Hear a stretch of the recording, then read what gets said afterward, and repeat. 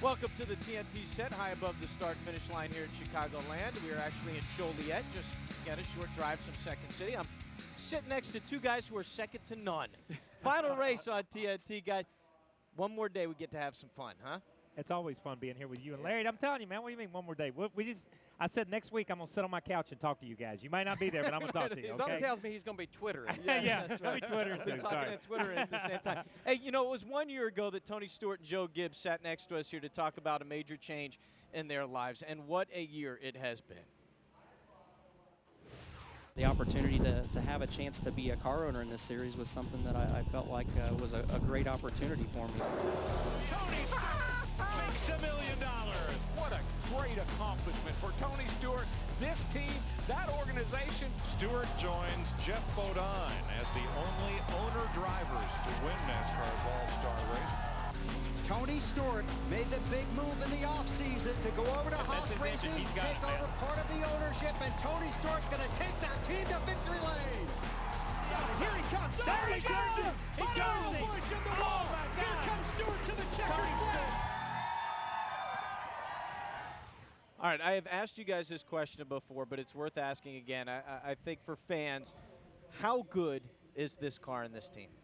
I think they're phenomenal. I think when you look at it, and he takes a lot of criticism, and I've given him criticism to say it's a Hendricks car, it's a Hendricks organization, but Tony has built that team. Yes. That group has built that Stewart-Haas team. They had to put the pieces in place. They got to go out and perform on the racetrack.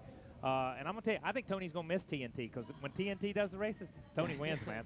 But you talk about the pieces. To me, the thing he put in place that he did the best job at was the people. Yes. Yeah, I know when a fan looks at our sport, they see race cars, they see horsepower, they see all those things. But our sport, like any other business, is about people. And I think Tony absolutely hit a home run from top to bottom of the people that he put in place over there at Haas CNC and now Stewart-Haas Racing. You know, that race from last week just won't go away. After it was over, you guys were pretty clear, so was Wally. You didn't think there was anything untoward about the finish to that race. You've had time to look at it again. You've had time to hear drivers talk about it, one in particular who was involved. Any change in what you thought? No, I've said this before. I stand behind anything I say for 7 days. That was 7 days ago. Tony Stewart did nothing wrong in that race. There was a move to the outside, a move to the inside. The guys got together. That is truly racing. We saw it a couple other times. I know you did some stuff on your show about it, Larry. Well, the great thing, no one was hurt in that accident. Right. The bad thing is, it takes weeks to build a Speedway car. It takes seconds to tear them up, and we saw a lot of tore-up race cars. I love what Wally and Kyle said at the end of that broadcast. No one did anything wrong. It was drivers trying to win a race. I'm a big Kyle Busch fan. I was very disappointed, still very disappointed, that he's pointing a finger at Tony Stewart because he has a short memory. I know every situation is different, but go back to Richmond last spring when he pretty much wrecked Dale Earnhardt Jr. battling for the lead. Right. So, you know, what's good for the goose is good for the gander. What's good for us now is to check in with the guys upstairs. Guys calling the race today along with the two of you, Ralph Shaheen and Wally Dallenbach standing by. Gentlemen. Mark, you know, they first started racing here at Chicagoland Speedway back in 2001, and Wally, you were here for that race. How different has this place become since then? It's a lot different because that first race, I remember, everybody went to the bottom and it was pretty much single file. There wasn't as many grooves as there are now. This place is weathered. We've seen it with a lot of other racetracks or after repaving. So you're going to see these guys going. There's going to be a lot of cars that go right to the top, and there's going to be racing all over the place. And hey, Larry Mack, I want to go back to what you said about Kyle. Wouldn't it have been cool if he would have taken a bow after that deal? Yeah. That's what he should have done. That would have been cool. Yes, that would have been. I'm not sure that's what was on his mind right then. No, exactly. He might have wanted to take some swings. I don't think he wanted to take a bow. All right. Hey, time to let you at home sit down with us at the desk here. You know, we call it Ask the Booth. It's on Race Buddy. We want you to get your questions to us. Log on to NASCAR.com. Get involved. We'll see what you have to say a little bit later in the show. And here's what's ahead, what you might have questions on NASCAR on TNT Live. This week's Pride of NASCAR series, taking a look at a driver who wasn't around long but made a massive impact while he was. Then it's Jeff Gordon, 12 top 10s this season. He's going to join us in the show. And Carl Edwards, 5th in points, looking for his second top 10 here. And then in Countdown to Green, Marty Snyder taking a few swings around town with the number 2. Of course, around the corner, we got racing, 400 miles. Keep it here.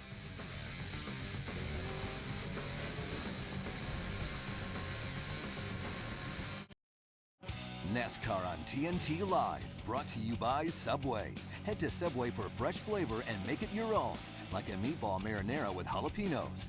And by Sprint, the Now Network.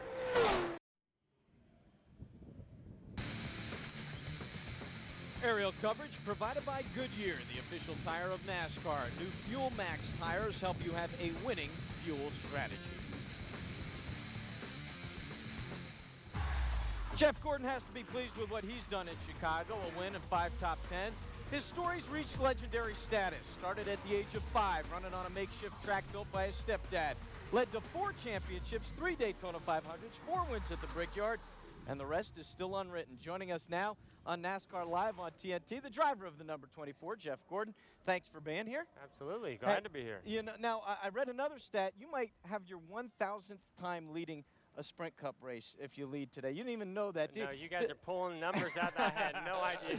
Do you ever does it ever still kind of surprise you when you hear all these accomplishments that you've achieved? Oh, yeah. I mean, you know, I had success fairly early on in quarter midgets and go-karts, and then surprising, you know, had decent success in sprint cars, which to me is still one of the most difficult cars I've ever driven.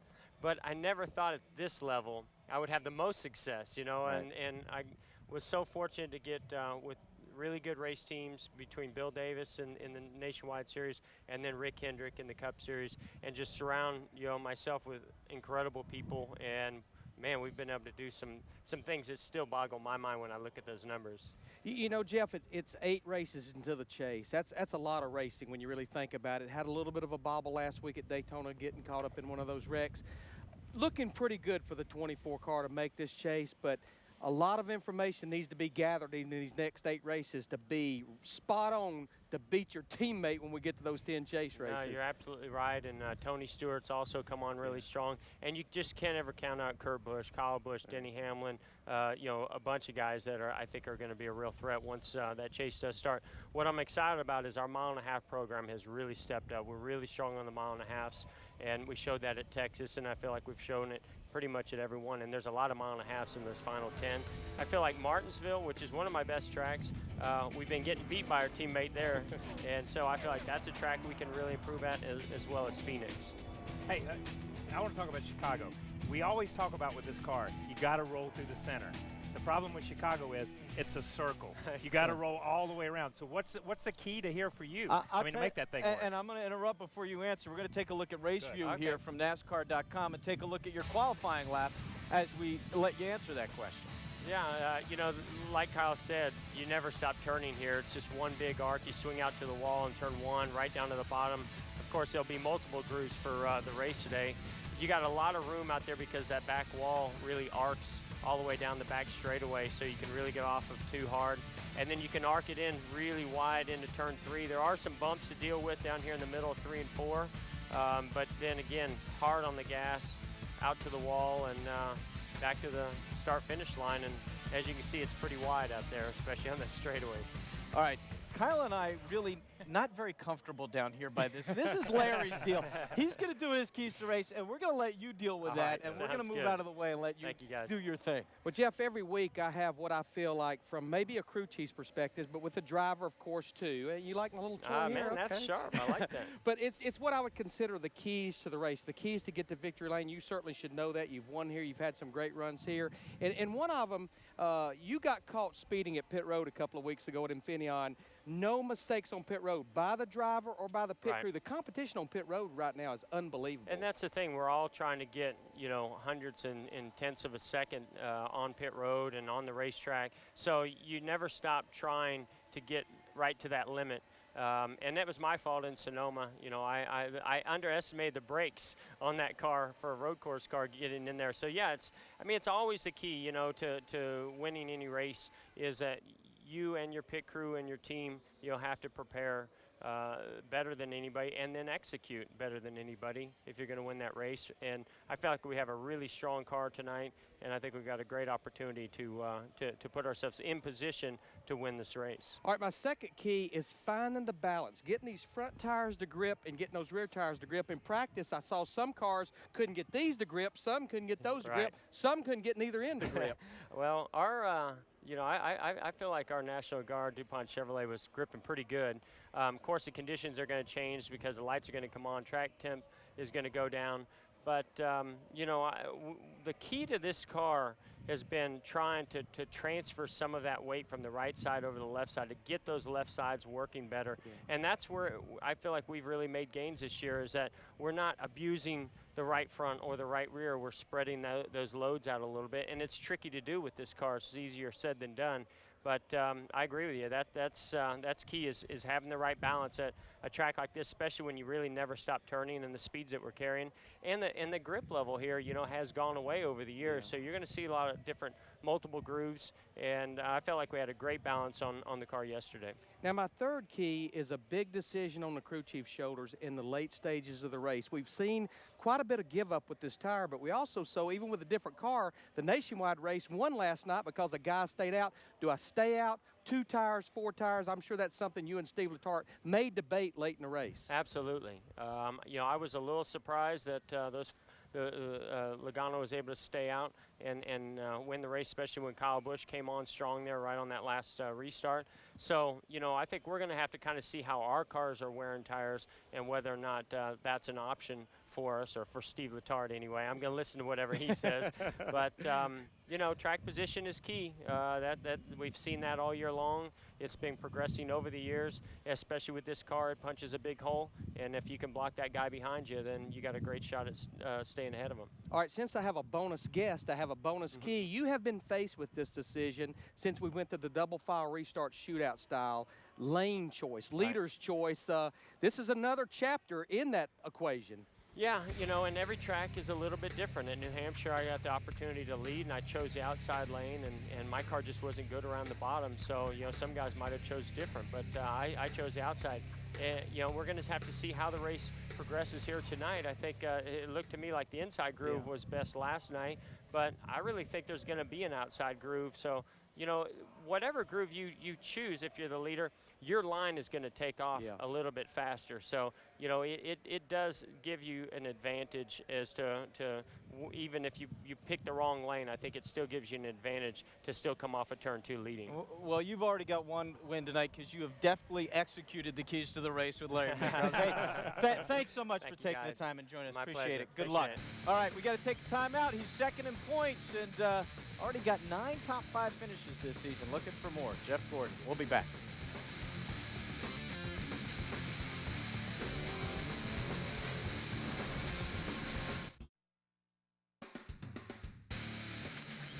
Welcome back to NASCAR Live on TNT as we get closer to the green flag here at Chicagoland this evening with Martin Truex Jr., the man who made all the news earlier this week, signing multiple years, he won't say how long, with Michael Waltrip Racing. First of all, what made you sign with Michael Waltrip Racing? What convinced you to do this? Well, there's a lot of things I looked at and a lot of things that really got my attention, really got me excited, and I felt like it was a great opportunity for me. So everything worked out kind of the way I thought it would, and I'm real excited about next year, but at the same time, we've got still another half season to go here, so I'm looking forward to running tonight. We got a pretty good Bass Pro Chevy this weekend, and hopefully we can get that thing to the front and finish there. I guess conversely, why leave Earnhardt Ganassi Racing? You're asking all the tough questions already. I'm sorry.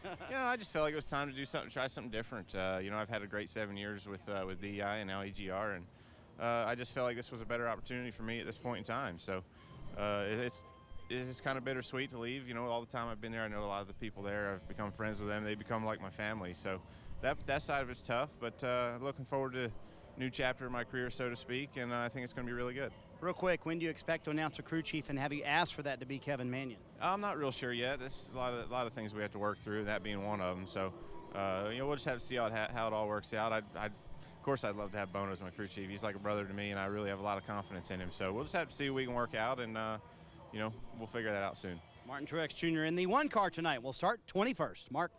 All right, thanks, Marty. Guys, no surprise that he wasn't real specific about why he is making this move, and you don't expect him to be. It's got to be uncomfortable to do this during the season.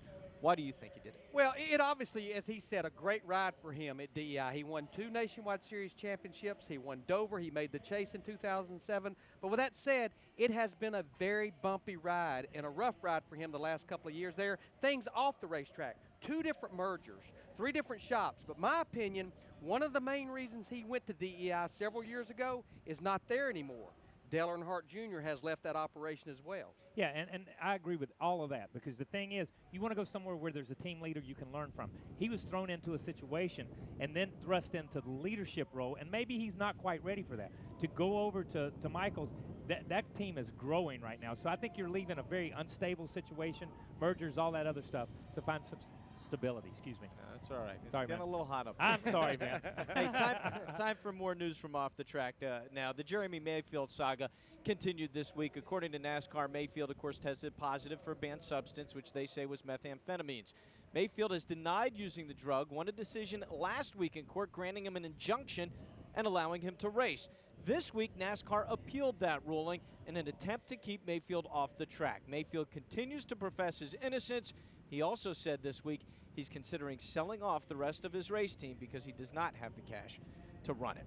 Okay, time to head down to the track now and check in on the latest news on this race. Our pit reporter standing by with an update. We start with Lindsay Czarniak. Lindsay?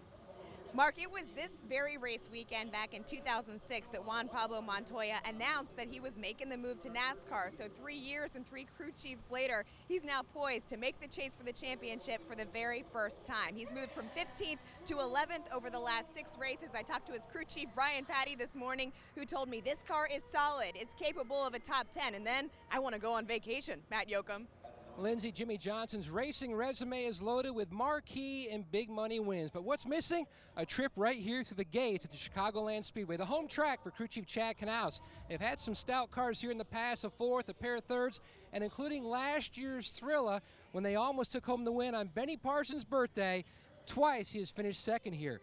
Knaus told me earlier today that the car stout when the temperatures were cooler in final practice, but once a little bit warmer, the car, they're just going to have to be a little patient at the beginning. And when the sun goes down, Adam Alexander, that 48 car, will definitely be fast.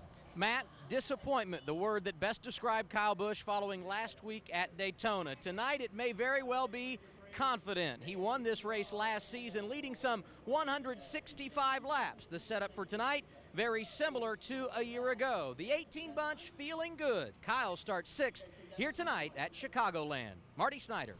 Adam, Denny Hamlin's hoping for a little change in luck. Take this race last year, one of the best cars in practice all weekend long. His race lasted 6 laps. His race car tonight has a very similar history. Brand new at Pocono a couple of weeks ago, the fastest car in practice. His race lasted 1 lap, a fuel pump issue. Denny told me the luck's got to turn around here at Chicagoland, and with this race car, it's been so good. Denny hoping to ride the momentum of 3 top 5s in the last 4 races. Now to our NASCAR.com Race Buddy reporter, Jim Noble.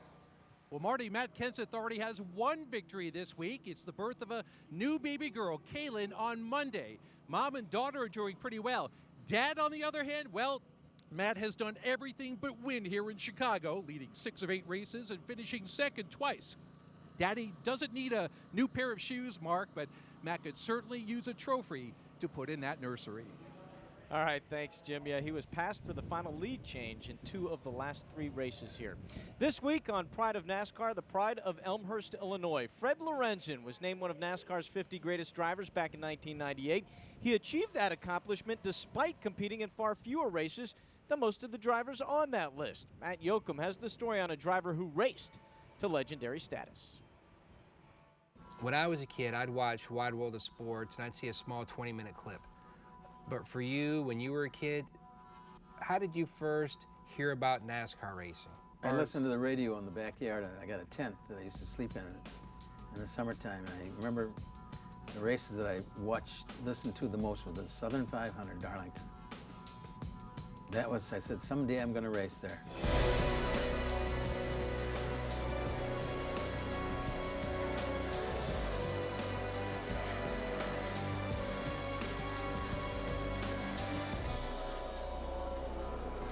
Gone south, then you moved back to Chicago, raced USAC, and then when you moved south again, what was it like when Ralph Moody slid that contract from Ford Motor Company across the table? Your first big-time NASCAR contract. Biggest day of my life. A miracle. That's what it was. Everybody waits for this, but you make your own way. And I earned it, I guess. That's what Ralph said. You're here because they want you.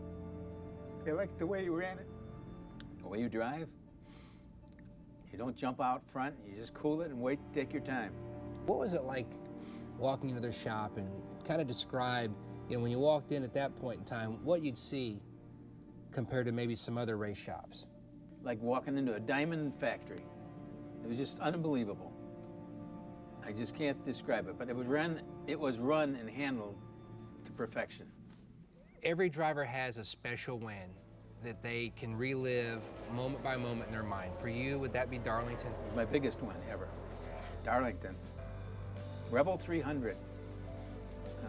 We sat in the pole on the outside front row. Turner was on the pole.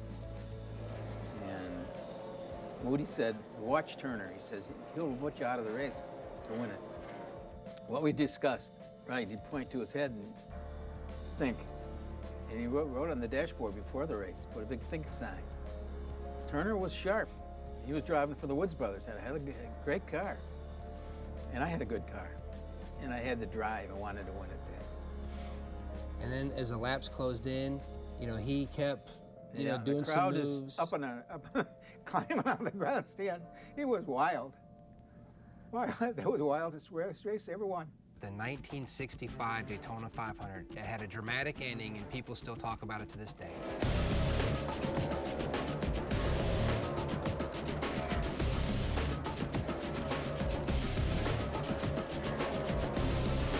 Herb Knabb and Wayne Mills were my two chief mechanics.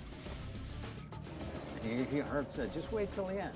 Get them when there was, why race 5 Turners and 5 AJs when there's only one left at the end? So we just sat there and played until the end. But they just knew just how to run me like a robot. The crew has a lot to do with winning too. You gotta build a great team, and you're gonna produce. That's my motto was. You can't do it yourself. Back in your day, you were the golden boy, the most popular driver. Girls loved you.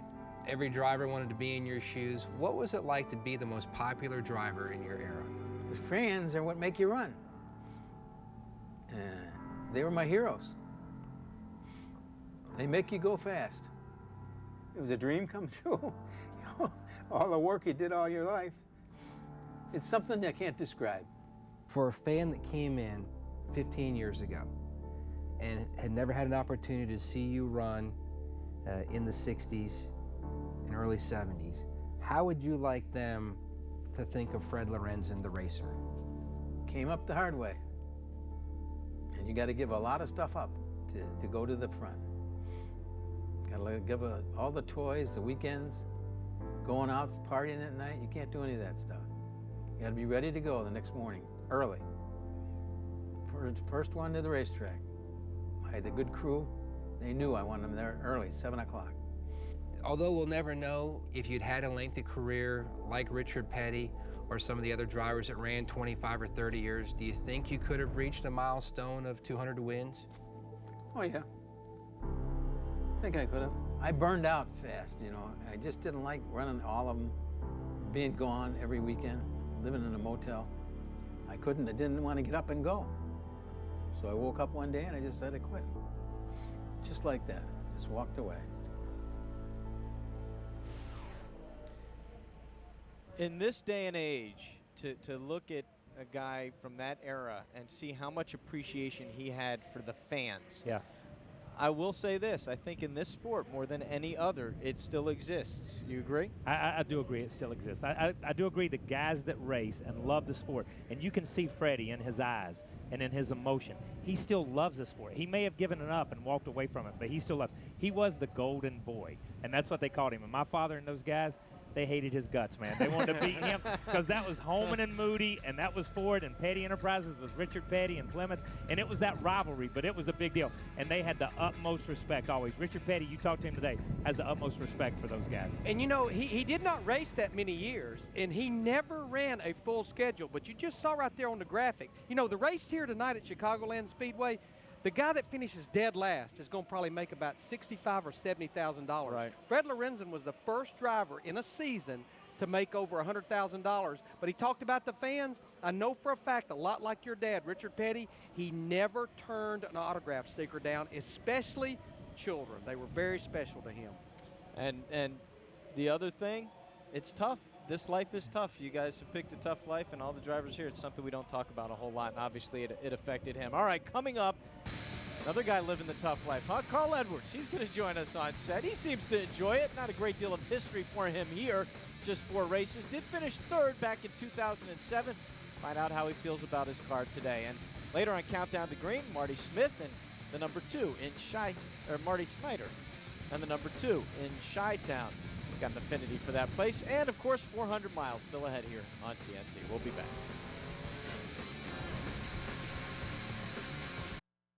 My favorite place to visit is my house. Go back home to Georgia, hang out, not have the cell phone ringing. I love going to Las Vegas. I love the atmosphere out there, and there's always something to do. Europe, I like Europe, but Jackson Hole has really, really grown on me the past several years. In the winter and in the summer, it's just an absolutely beautiful place. Probably somewhere in the Bahamas, a little small island, nobody on it, fishing boat, and my family. That's all I need. My favorite place to visit probably has to be Cabo. Took the wife there for our anniversary. Actually, kind of honeymoon. We've been married for 2 years, and she didn't think the infield at Daytona was a good enough honeymoon. All right, welcome back. Now we know where some of the drivers spend quality time during an off week. Of course, each and every week here on the Summer Series, Lindsey Czarniak spends some quality time away from the track with some of the sport's biggest personalities. This week, the series has gone to the dogs, literally. On the track, Greg Biffle is a proven competitor aiming to solidify his spot in the chase for the championship. Off the track, his drive for charity is just as strong, working through his foundation to help dogs in need. So how did you get so into work with the animals that you do? We felt like we wanted to do something for pets. We felt like it was an area that nobody was doing anything in. We felt like we could make a difference, and that's why I chose that.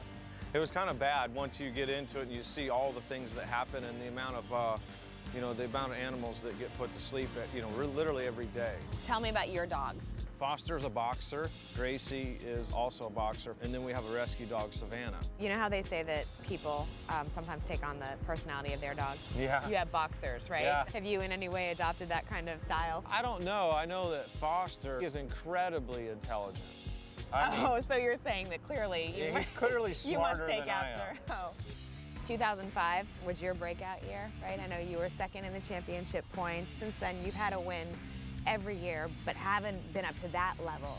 Is that a sense of frustration for you? It is a little bit. Last year, I felt like we were close to 2005 because, we were right there in the championship hunt, 3rd in points again.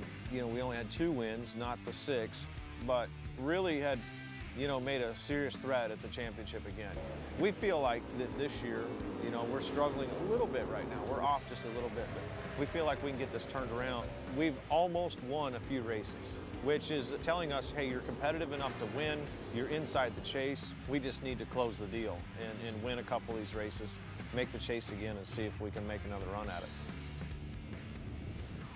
And 8 top 10s this season for a member of the Roush racing team. Now, while Lindsey is always looking for something to do away from the track, Ralph Shaheen decided to talk nothing but cars while spending quality time with Jack Roush. The iconic owner talked while giving him a behind-the-scenes look at his personal garage. Jack, here we are in your private collection. How big of a collection do you have? Roughly 200 cars. Have you been collecting ever since you've been involved in racing? The answer to that's no. Most of the early race cars I had, which were drag race cars, I sold them in order to be able to build the next race car for the next year to have an increasingly competitive program. And only decades later did I go back and find the person who had the car and leverage them, pry them loose, so that we've got several of our original race cars now. This car was the first car that I bought to restore. It was something I wasn't going to make a race car out of. It had an engine fire, and a fuel line had ruptured on it, and it was all crispy up front. So this was a total basket case, and you guys turned it into this. You guys do good work. And then Mark Martin. 1988, we went stock car racing, yeah. NASCAR style. What were you thinking, right? What was I thinking? And I know my partner, Bob Korn, at the time asked me when I told him we had some sponsorship from Stroh that was willing to support us, and that I found Mark Martin that would be happy to drive it, and that Ford Motor Company was going to give us a little support. And he knew that we were taking on something that was going to be a lifetime commitment. So this is a really special car because without Mark Martin and without Stroh and without Ford and without what happened in 1988, we wouldn't be in stock car racing today. How come you didn't really get into open wheel racing? We've got two good answers for that. First of all, a man needs to know his limitations. And from the look that we had of all the sophisticated engineering that went into these cars, even these early days, I decided that it was a step away from what had been the basis of all my racing, which had been the automotive technologies that applied to cars on the road. So I guess the answer to that is I believe race cars have doors, and I didn't want race cars without doors. Do you like where we're headed? There's a tricky time upon us right now, but there's a lot of good things happening in racing technology-wise. Are we going to have still great cars to drive on the road 5 years down? Cars need to get progressively, increasingly more fuel efficient. We need to become more respectful of the environment over a period of time as a consumer gains an appreciation for it and as the technologies become affordable. So I think that there'll be adequate time that when reason finally prevails that the legislators and that the broader public will insist on giving us time to make these changes, to make the technologies affordable so that we can maintain the viability of our automobile business. Okay, first of all, I don't think you should be allowed to call that a garage. I've got a garage at home. Maybe that was call a that a garage? Garage mahal, I think would be the like best way. Yeah. I got to be honest. I keep my garbage can in my garage. Okay, that's what I keep there. We talked last week a lot about the Hall of Fame. He wasn't on the list at 25, but Hall of Famer? Eventually, yes. And look, I'm not going to knock him one way or the other. I think he has done a tremendous service to this sport. He changed the direction of this sport. He is a racer first and foremost. He talks about all the other stuff. He is a racer. You heard him say, I sold old drag cars to build better cars and better cars and better cars. I think he came in at the same time that Hendricks and some of those guys. Hendricks came the business model, Roush came the racer model, and both models have succeeded. And I will say that. So I think eventually, yeah, he will be there. And I know we look at Roush Fenway, and we'll talk to Carl Edwards about this. Our sport is all about expectations. And there's no question that they've been off a little bit this year. But, of course, they did win the Daytona 500, followed it up with the win the next week at Auto Club Speedway. But when you think about it, we have 12 teams, obviously, in the top 12 right now. There's 7 organizations represented in the top 12. Guess who has the most teams in it? Roush Fenway. Jack Roush has 3 teams in the top 12. 25% of the top 12, Roush Fenway. We got one of the guys coming to join us here momentarily. Hey, coming up next, it is the number 99, Carl Edwards. 7th or better in 5 of the last 7 races. Summer Series pretty good to Carl Edwards. I'm sure he'd like to add a win to that list. He'll join us next.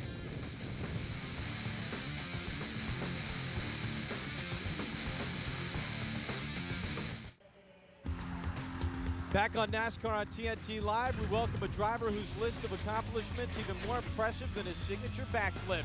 Carl Edwards joined NASCAR's Premier Series full-time in 2005, won Rookie of the Year. 3rd time he won a Rookie of the Year award. Since then, a perennial winner in the Sprint Cup Series and without a doubt one of the fan favorites. Joining us on set, driver of the Roush Fenway 99 Aflac Ford. Man, that is a mouthful. Carl Edwards, thanks for being here. First of all, got to ask you about your car. You haven't had a lot of experience at this track and a bit of an enigma here. Yeah, you know, last season we had a great run going, and I thought we were going to win the thing. Then we had the splitter brake, and since then we've got lots stiffer splitter braces. So I hope our Aflac Fusion's as fast as that car was last year. I mean, it seems pretty good. It's going to be a good race. You know, Carl, we were talking about Roush Fenway Racing, and our sport is so much about expectations. And obviously the bar you guys set in 2008 with 9 wins, 19 top 5s, 27 top 10s. Looking at 2009, we know we've not seen you in victory lane, but you know what? You're sitting there well in the top 5 in points, Right. looking pretty good. Right, and I keep telling people, I mean, you know, last year we won plenty of races, and we didn't win the championship. So I know what that feels like, winning those races. And right now, the mission is to just march up there in the points and be in a position to win the championship. And someone pointed out a stat the other day. They said our average finish this year is even better than the career average so far. So we're on track. We're doing well. But, yeah, we haven't got to win. Yeah, looking back at last year and looking at those numbers, but looking at this year, I look at the last 6 or 7 races. In the last 6 or 7 races, you guys have taken it up a little bit, a little bit, a little bit. Do you think you're going to make that progress to be able to peak right at the right time for those last 10 That's a good races? point. I mean, if you look at some of the teams last year that ran really well in the regular season and then didn't run so well in the chase. we don't want to do that. You know, we're hoping that that some of these troubles we've had and the stuff we've worked on pit road and the engineering stuff and all that's going to pay off with 10 races to go. And if we can peak, like you say, right there with 10 to go, it's going to be good. You know, Carl, you're always working on fitness. I mean, I've watched you going up and down the grandstands early in the morning. You've climbed mountains. We've got an off weekend next week in Cup, but you're going to run Gateway St. Louis. This is normally the time of year you ride your bicycle from one city. Are we doing that this year? Yeah, I'm glad you brought that up. We're having a charity portion, the first part of it, on Tuesday morning, 9:30 at Walt's Bicycle in Columbia, if anybody wants to show up. We're going to ride and raise a little money for my buddy Sam, and then from there we're going to try to make the rest of the 200 miles to Gateway. And this time of year is fun for me. I mean, Chicago's cool, St. Louis is fun, Indy's fun. I'm going to I-80 Speedway where my brother races dirt car on Sunday night. So, I mean, just a lot of cool stuff around home. But yeah, we'll do the bicycle deal. Well, I've got a bike, but it's got a motor and a sidecar. No, never mind. Well, okay, More on that later. On the physical, I'm not putting Rutledge in a sidecar on my bike. On the physical fitness side, if Mark Martin can drive and win races at 50, are you thinking about 70 or 80? I mean, what are you thinking, man? No, hey, look, Mark's in unbelievable shape, but I think he's doing a really good thing for all of us. He's showing us that, man, if you really put your heart and soul into it, you give it 100%. I mean, I'm going to be 30 this year, but to think that I could be winning and running as well as he is at age 50, I mean, that's cool. I appreciate Mark doing what he's doing. Hey, if you were going to do that and run that long, though, you wouldn't be able to pursue anything else. And we happen to know that you might have a future in another, profession. Let's take a look. Oh, boy, you guys scare me. I know what'll get us in there. You wait right there. Listen, maybe we can work something out here. Sir, put your money away. We're at capacity. Amber. Whoa, I was here before they were. That's not fair. You're right. If you have a complaint, I suggest that you write a letter to him from the back of the line. I hadn't seen it. Hey, the guy I was saying write a letter to, he's like 8 foot tall, the most scary guy you've ever seen. That was really cool. Bill Engvall and those guys were really, really cool. I showed up on the set. He's got a little golf cart that's a Ford Mustang, and he's doing donuts out in the parking lot just laughing. I thought this is my kind of guy, so that was fun. Of course, the Bill Engvall Show from TNT. And you're not the first guy to pursue acting. There's another guy who's Stroker Ace here. Hold it. Who is the guy on the table? That's Stroker Ace. That's Parker Stevens, Dale Earnhardt Sr. Oh, Dale Earnhardt Sr., Kyle Petty. Where's Ricky Rudd and Tim Richmond? All of us were in that movie. Cool. That's classic right there, baby. That is super classic. Yeah, that's 2:30 in the morning classic right there, baby. Hey, man, that's one of the greatest movies ever made. Hey, Carl, I agree, Carl. Thank you very much, man. I want to commend you because just as you do in every interview, before we started this, you took those sunglasses off and you laid them on that desk where a fan at home can see Carl Edwards' eyes. You get an attaboy for that, Carl. Well, it's tough to do. These are my new Wily X's. They just gave them to me out of the package, so it's tough to take them off. That's all right, we got to take a break. These guys are going to discuss acting. Maybe Kyle will give them some tips. And as we go to break, show you a shot of the number 42 car.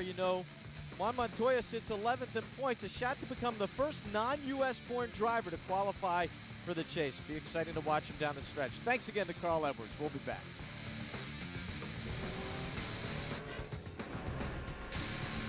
Car on TNT Live, brought to you by Subway. Head to Subway for fresh flavor and make it your own, like a meatball marinara with jalapenos. And by Sprint,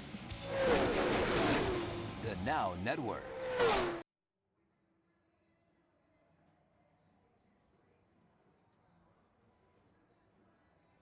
This summer, TNT brings you the most prestigious golf championship in the world. Witness the game's best on the historic links of Turnberry. Padraig Harrington can become the first player in over 50 years to claim 3 consecutive titles. Tiger Woods seeks to culminate his return to top form against a strong contingent of golf's international elite.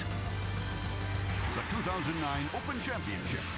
Coverage begins Thursday at 6:30 a.m. only on TNT.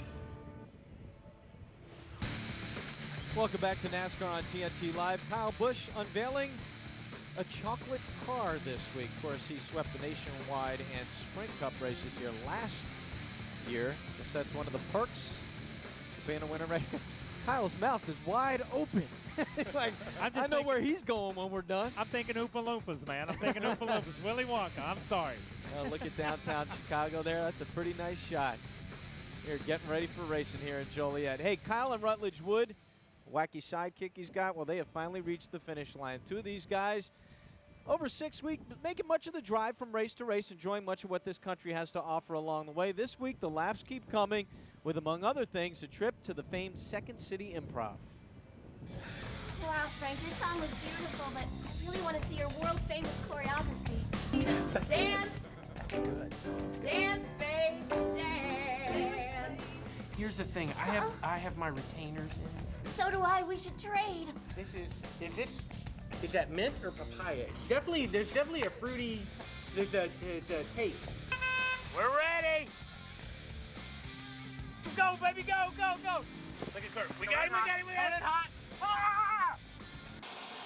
Did you e-brake it and slide that thing? It slides the front brakes when you e-brake it. I'm sure you guys had fun racing the cars. I wanted to see more of the improv, man.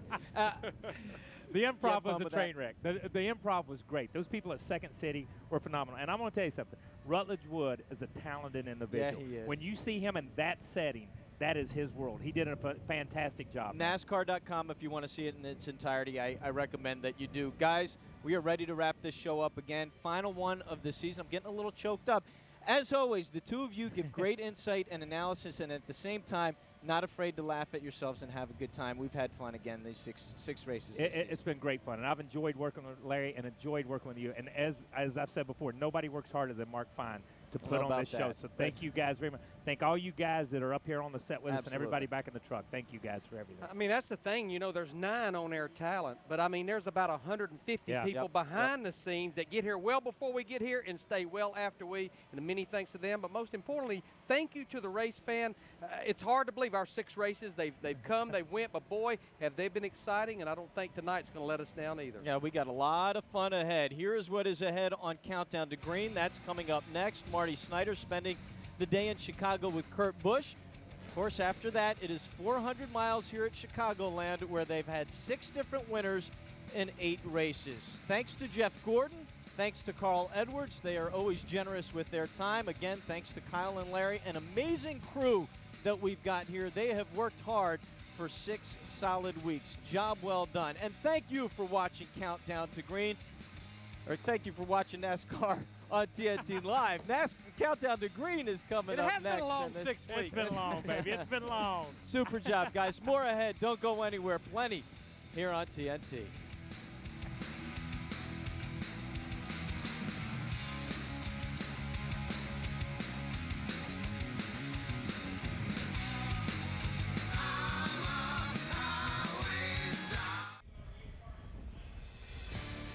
Chicago, Illinois, one of the country's truly great sports towns. And just a short drive to Joliet brings you to one of NASCAR's newest gems, Chicagoland Speedway, where tonight the race to the chase continues. And the pressure continues to build for the sport's top drivers. The fans are ready for racing. They'll get 400 miles of it tonight. We get you ready for it.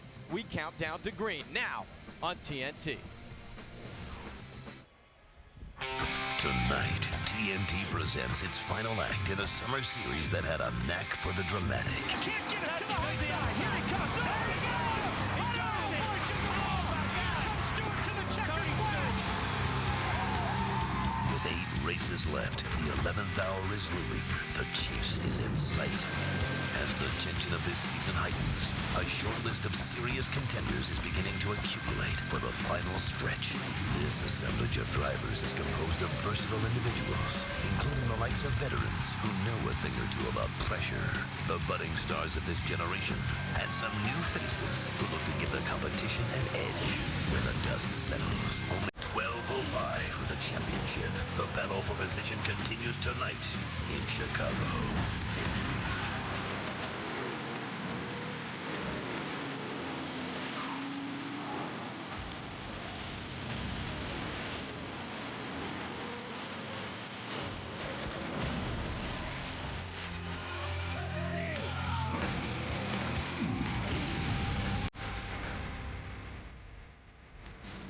And there is a live look at the mile-and-a-half track here at Joliet. The fans continuing to file in. We are moments away from racing. Partly cloudy here this evening. Temperature at 82 degrees. Forecast for clear skies throughout the night. We're going to get plenty. interruptions. All right, I'm Mark Fine. Wally Dallenbach, Larry McReynolds will be along shortly for analysis. At the finish, far more than anybody expected this season. It was supposed to be a season filled with growing pains for Tony Stewart and Stewart-Haas Racing. Instead, the 14 is starting to look like the clear favorite to win in his first year as an owner. Of course, last week's finish might have been the most exciting part of a very eventful year. Green flag racing from Daytona. You just let us know how that car is reacting. You'll be able to have it your way at the end of the night. Here he comes. There he goes. Oh, Busch in the wall. Here comes Stewart to the checkered flag. Awesome job, boys. Awesome job all night long. On January 13, 2007, Tony Stewart scored one of his most satisfying wins ever. His first major event win in a car that he owned. And Smoke, when you look at all you've accomplished this year, that win at the Chili Bowl, what you've done this year as a Cup owner, does this mirror or even surpass how gratifying that was?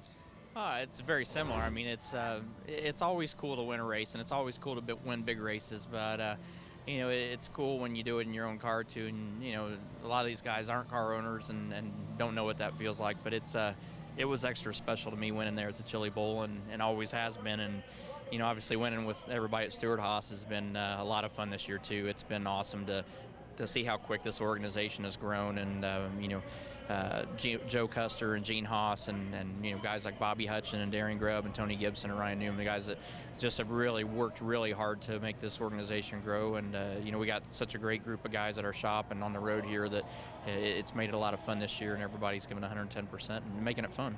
Now, when you're walking through the shop Monday to Thursday, you've got your owner's beard on, you've got your corporate garb of your T-shirt, jeans, and flip-flops. Yeah. What's the most rewarding part for you walking through the shop? Just having fun with the guys. I mean, you know, it's no different than when I drove for Joe Gibbs Racing, other than it's mine now. I mean, it's you know, the fun part going to the shop is seeing the guys, and most of them are still new to me. I mean, I'm still learning their names. I'm still you know, learning about them as individuals. But you know, the one thing that we established right off the bat was that we were going to have fun, and we pick and poke at each other and play practical jokes on each other at the shop, and that makes it fun when you go back there after a good weekend. And they're hoping for another good weekend this weekend here at Chicagoland. Stewart has 2 wins, looking for number 3. His last win came 5 years ago today. Mark? All right, thanks, Matt. Time to take a look at the Sprint Cup Series driver standings. This week's top 12, you see there. We've been telling you for a couple of weeks now, drivers at the top, safe for the chase. But it gets very interesting at the bottom of the list after last week's race. Spots 10 through 14 were separated by just 17 points going into Daytona. Now 12 and 13 alone separated by 65 points. Here's what's coming up on Countdown to Green. Wally, as always, making the rounds. He'll take us around the track in another groundbreaking edition of Wally's World. Later, he takes a closer look at the race for the chase, breaking down what and who we should watch. And Marty taking in the 7th inning stretch with the 2. It's all ahead.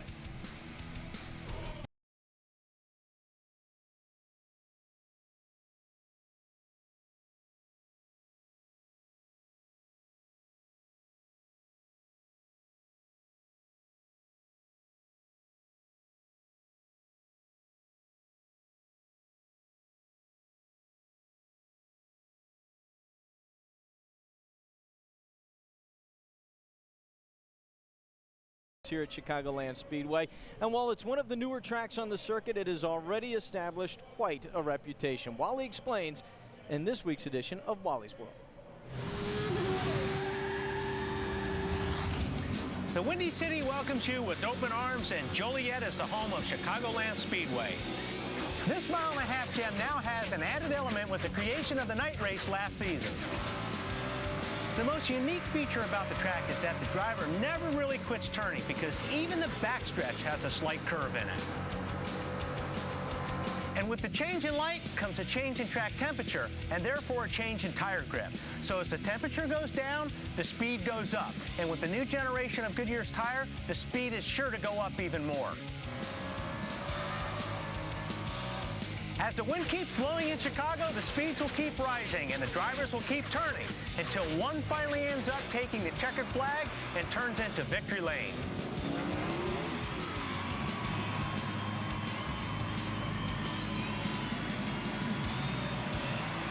Here, Kyle, let me give you a hand. See you next year at Wally's World.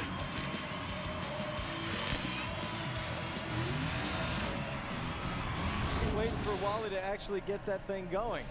As always, excellent job on Wally's World. All right, from the track to the city it is named after, Chicago. The nickname Second City originally came from an article in the New Yorker back in 1952. Now, while the nickname stuck for many, this city is second to none. You can include Kurt Busch as one of Chicago's biggest fans, as Marty Snyder found out firsthand this week. I'm headed for bright lights, a big city, Chicago. Why is Chicago such an important city to you? To me, it's where my family's from. I mean, Kyle and I are the only ones born in Vegas, but all the relatives and back in the day when Grandpa and Grandma were all around, this is where the Busch family started. Cubby's gonna win today. Definitely know it. Go Cubs, go. Go Cubs, go. You take me to Wrigley, and there's a game today, and we're not going to the game. Oh, so I'm bumming. How do we mess up our schedule like that? In fact, Kurt is such a huge Cubs fan that he brought his closest friends to Chicago last year to celebrate his 30th birthday. That was when Fukudome was brought in. And so we bought the Fukudome headbands. And we just jumped up when he came up to bat. We were just way over the top for Fukudome. Yeah. And I don't think he did good that day. But doesn't matter. We were so Fukudome'd out. Yeah, oh yeah. And tomorrow, Kurt will once again throw out the first pitch and lead the 7th inning stretch. So I threw out the first pitch years ago, had a blast. That's when I really had an arm, and I wung it in there. Yeah. And I got an ooh out of the crowd. It's my moment of glory again. Check this place out, man. Pretty I cool, hadn't seen isn't it from a rooftop before. It's lunchtime. That's so right. What do you have planned for us for Somebody lunch? Time says you gotta get the #1 street food in Chicago. And so that we're going is? to Portillo's. How are you, girl? I'm all right. Where y'all from? We're from Charlotte. Charlotte, North Carolina. Charlotte and North Carolina. That's right. Welcome to Chicago. Raise your hand in there. Wave it like you just don't care. Oh, yeah. Oh, yeah. Oklahoma in the house. All right, I got it, baby. Thank you. This is the show. Round, All right, there you go. Got it. round, him up. You just gotta have at it, the whole thing. It's not pretty eating, is it? It's not a pretty eat. No, no. But it's a good eat. 2005 World Series Championship trophy. Move along here, there's nothing to see. They won that, Kurt. Come on. So, you're a Cubs fan. Is it okay to be in the White Sox locker Yeah, we're room? gonna play it off real smooth now, all right? Yeah. What? Nothing better. Even on a rainy day. That's all right. It'll clear I up. thought you said it didn't rain in Chicago. Well, it does, but you can play in this kind of rain. Ladies and gentlemen, Kurt Busch.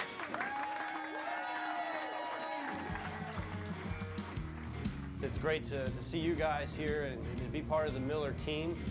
You seem like a guy who's having a lot of fun in life right now. Is it fair to say that's not always how you were? I mean, were there rough times coming up and growing up through the sport? Oh, for sure. I mean, when you're 18, you know everything. You know, it's tough to know that you've got a camera around you all the time, or that you're living in a microscope or a fishbowl, as I call it. Somebody's always tapping on your glass going, hey, fishy, fishy, fishy.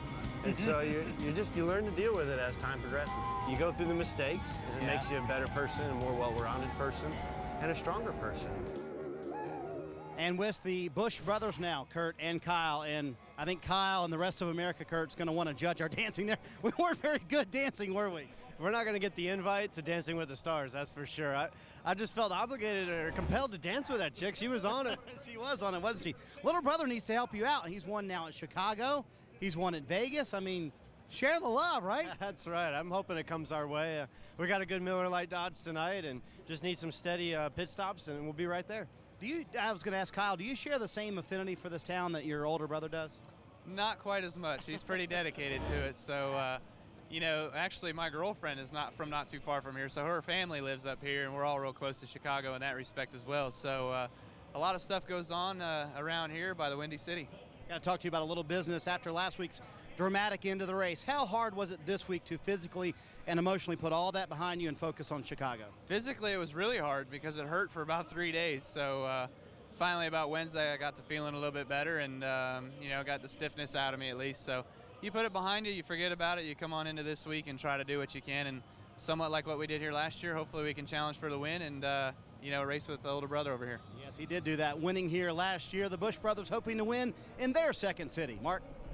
All right, thanks very much, Marty. You knew we were going to do it, didn't you? Come on, there it is. Look at the neck move with the head back and forth. Wow, getting it done. All right, when we come back, Wally going to take a look at just how different this season is from last year, and Larry going to tell us drivers need to stay on the track.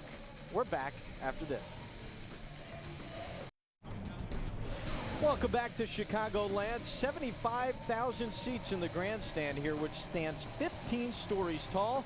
Same height as the Navy Pier Ferris wheel in downtown Chicago.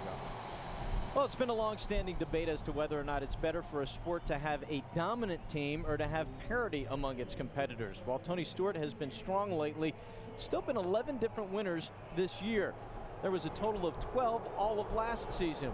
Wally is back now to break down exactly what a difference a year makes. Wally? Yeah, Mark, you have the usual suspects in the chase. You've got Johnson, Gordon, Busch, and Hamlin. But, you know, it's a lot different from last year. We've got some guys that were in on the outside and the outside trying to get back on the inside. So it's a lot different than last year for some of these guys.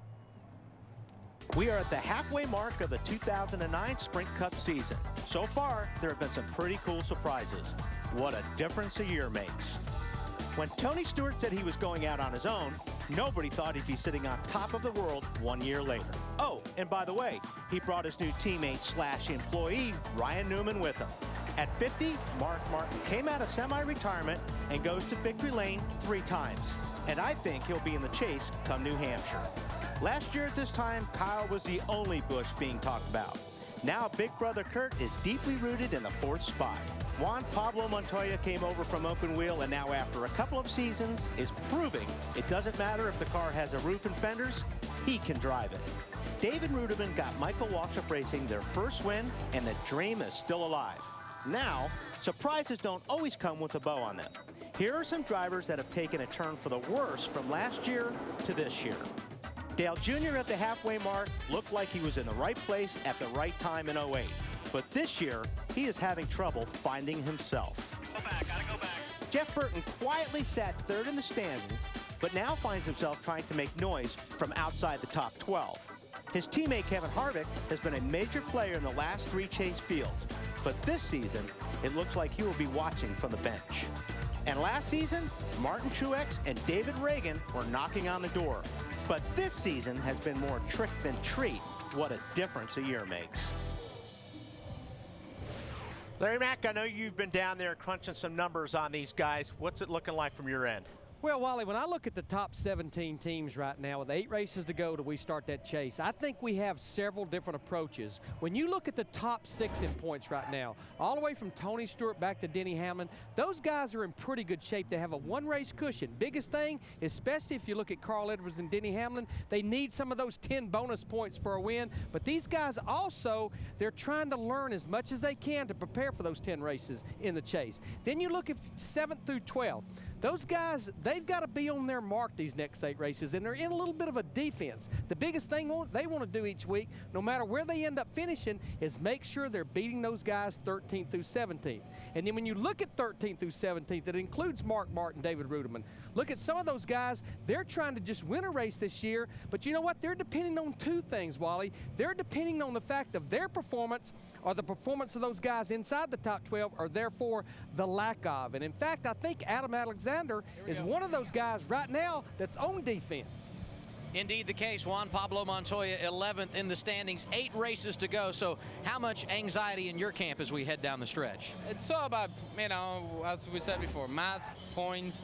We know what we need to do. The idea is try not to beat ourselves. You know, I think we've got a fast enough car every week now that we, you know, if everything goes well, we should be able to make the chase. You know, I gotta say, I'm basically so glad this car is running so well. You know, it's incredible. You know, it's Target Chevy, runs good every week, and you know, I gotta just thank all the boys. They're good. They do such an effort on it. The 42 rolls 19th here tonight.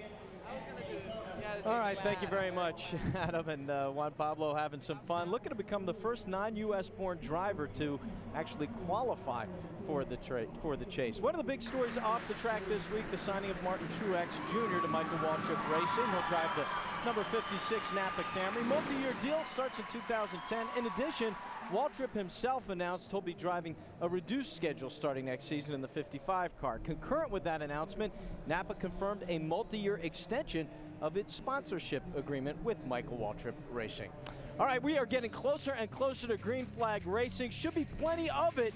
There's been at least one stretch of at least 50 laps of green flag racing every race they've held here in Chicago. We'll be back. Countdown to Green is brought to you by Chrysler. We're building a new car company. Come see what we've built for you. And by the Home Depot. More saving, more doing. That's the power of the Home Depot.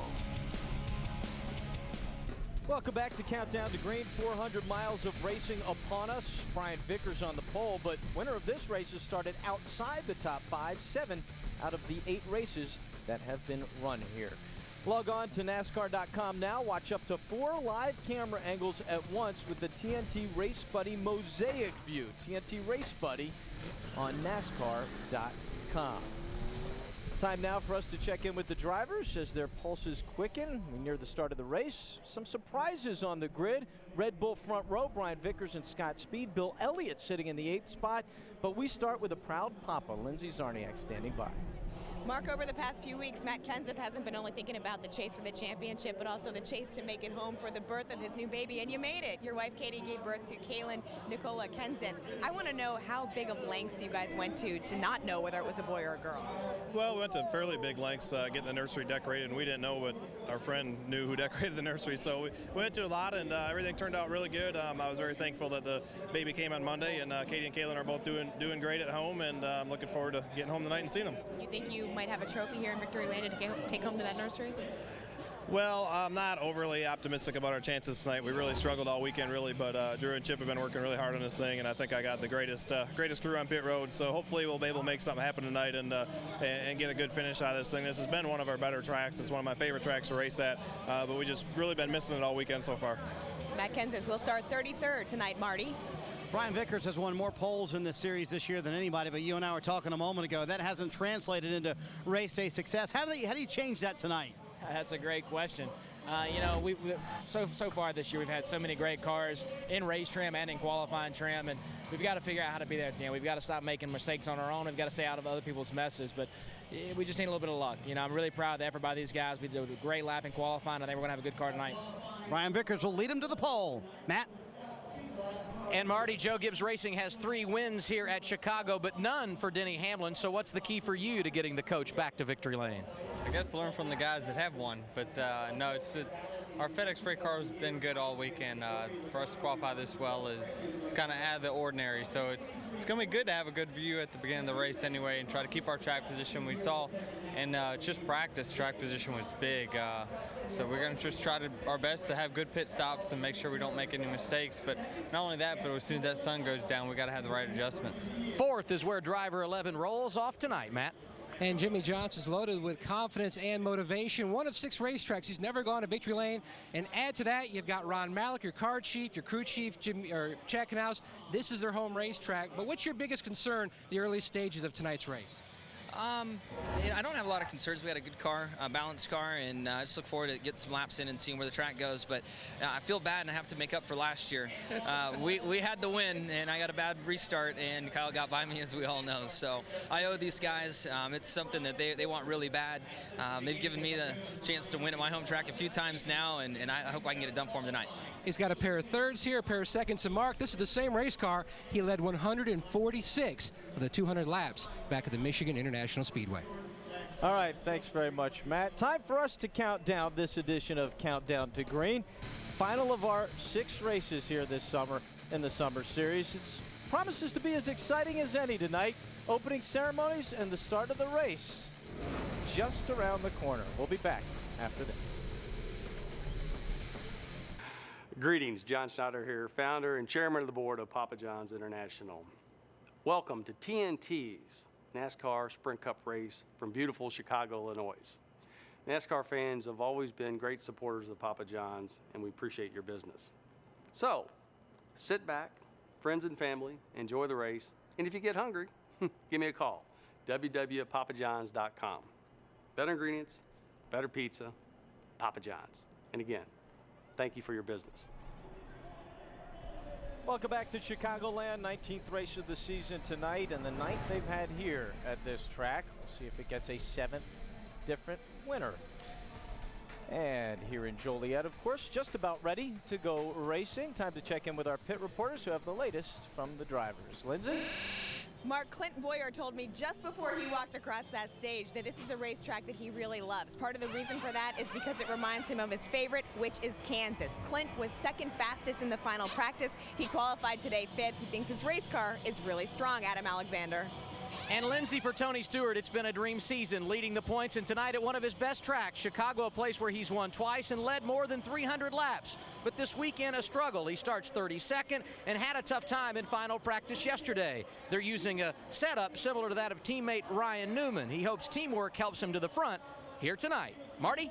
Adam, Jeff Gordon is a former Chicagoland winner. Talked to him moments ago. He said, honestly, this may be one of the best cars we've had all season. Biggest concern for Steve Letarte and Jeff Gordon is that they were fast when it was hot and slick yesterday. Tonight, it will be cool and cold. They wonder how the weather will affect the setup on their number 24 car. Matt Yoakum? Marty, 6 different winners here at Chicagoland, but none have come from the Roush Fenway stable. Carl Edwards would like to change that tonight in more than one way. Big agenda. They're going for bonus points. Yet to win a race in 2009. They know when the chase starts, they'll be at the bottom half of the lineup. Their car very stout. In practice, Larry Mack, they could move just about anywhere they wanted to on the racetrack. Matt, I think it'll be a night of comers and goers. You heard Denny Hamlin talk about it. You know what? This track doesn't have a lot of grip right now. You've got to be careful not over-adjust your car because, Mark, the nighttime is the right time. All right. Thank you very much, Larry. Outstanding job by Larry and all the pit reporters in the pre-race shows today, and, of course, an outstanding job throughout the summer series. Looking forward to hearing from them later on as we get to the race. And it is time for us to get you to racing. We go trackside now. One of the best moments of the night. We lead you to the command. Race fans, he's the host of NBC's new Late Night with Jimmy Fallon. Please welcome Jimmy Fallon as he delivers the most famous words in motorsports. Come on, Jimmy.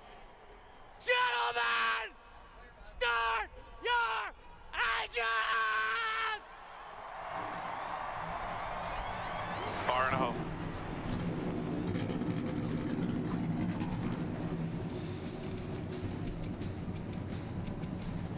Racing is next. NASCAR Sprint Cup racing from Chicagoland Speedway on TNT. NASCAR Sprint Cup Racing, brought to you by the U.S. Army. Watch drivers battle for position on the U.S. Army Battle Cam, only on TNT's Race Buddy on NASCAR.com. By Fusion, Gillette's closest, most comfortable shave. By Chrysler, we're building a new car company. Come see what we've built for you. By Vault, for those who get it done, and then some. And by McDonald's, I'm loving it. Nobody's gonna take my car. I'm gonna race it to the ground. Nobody's gonna beat my car. It's gonna break the speed of sound. Oh, it's a killing machine. It's got everything. Like a driving power, big fat tires and everything. I love it. I need it. All right, hold tight. This is Chicago.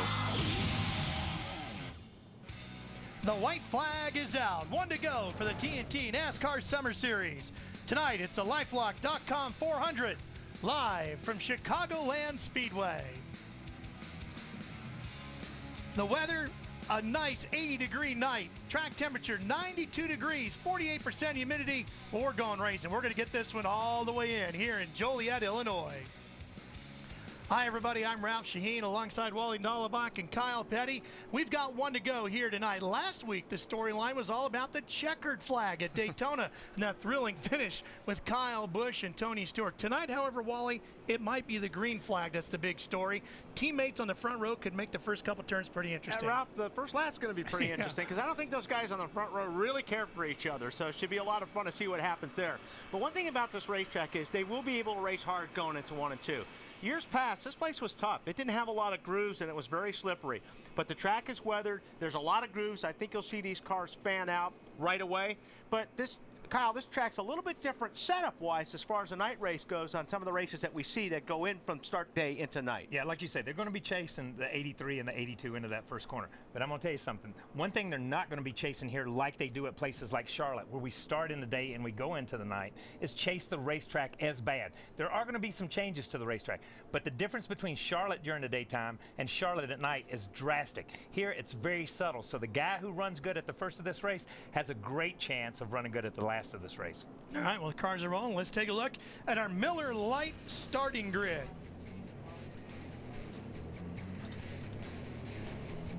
Taking a look at the front row, there's those teammates. It's a 5th pole for Brian Vickers. The first time the 2 Red Bull cars have started in the top 5. Row number 2 is where we find Jimmy Johnson and Denny Hamlin. Jimmy Johnson's ever won here. Kyle Busch, Clint Boyer. Last year's winner, of course, Kyle Busch. Jeff Gordon won here back in 2006. Behind them, David Rudiman and Marcus Ambrose. Kyle, let's see if we can talk to one of our drivers out there tonight. Scott Speed, this is Kyle Petty in the booth. Can you hear me? Yes, sir. Hey, man, great qualifying run. You're at the sharp end of the queue here this week, and this team seems to be getting better and better and better. Is this qualifying effort and the way you guys have unloaded here in Chicago indications of how you think the rest of the year is going to go for you guys? Well, honestly, I think the last 3 weekends in general have been a lot better. You know, we start working a lot closer with the 83. You know, the stuff that I'm saying is becoming a lot more similar to what they're saying. So overall, everything is getting closer and better, kind of as we expected. All right, man. Well, do the best you can. We'll be watching you up here and talking about you on TV, all right? All right, thanks, bud. Just before we go green, let's check in with Larry McReynolds. In our Countdown to Green show, we talked about the guys that are outside the top 12 looking in. Now, there's one team sitting back in 17th. They can still see the top 12 out there, but the biggest thing, they have had one fast race car ever since they unloaded Thursday morning. In fact, they annihilated the field in qualifying, and Matt Yoakum, even though they've got their eye on that top 12, I think the #1 agenda tonight is seal the deal and get that first win for Red Bull Racing. Absolutely, and Ryan Pepperton, the crew chief on the 83. So many different agendas tonight with this team, but the most important is to seal the deal, capitalize on that great run in qualifying. Yeah, I mean, we really need to capitalize on one of these. We've had really good race cars this year and haven't been able to, put one away. Charlotte's, Atlanta's, Darlington's. We felt like we had the car to beat at some of those races, and we just couldn't quite do it. So we got a really good race car tonight. The track's going to change a lot, and if we keep up with it, I believe we'll have a shot at it tonight. Good luck. Thank you, guys. In the 4 previous races where he scored the pole, twice he finished in the top 10. Ralph? All right, man, thank you. Take a look at tonight's race analysis. 267 laps will make up the 400 miles here. Pit road speed is 45 miles an hour. Pit window about 54 to 58 laps. Yeah, and it's going to be, we'll see how things develop, but this racetrack doesn't seem to be eating up tires here. And I think that's going to be a part of the story, I think, tonight, later on as the race goes on, if these guys take 2 or fuel only or whatever. Yeah, and last night we saw in the Busch race, Kyle Busch took 2. Logano took nothing, stayed out, kept track position. We heard Jeff Gordon comment on that in our pre-race show. That shows all these guys sat in the trucks and watched last night. And even though they've talked about tire drop-off, obviously the tire is still a good tire, and you can still go fast on it towards the end. Because at the end of the day, track position is still key at this place. Track position is key everywhere. Yeah, it is anymore. You're right. That's what Jeff said. Jeff said track position is king, and no matter where you go, it doesn't make any difference. Short tracks, Talladega, Daytona, short track or track position is where you want.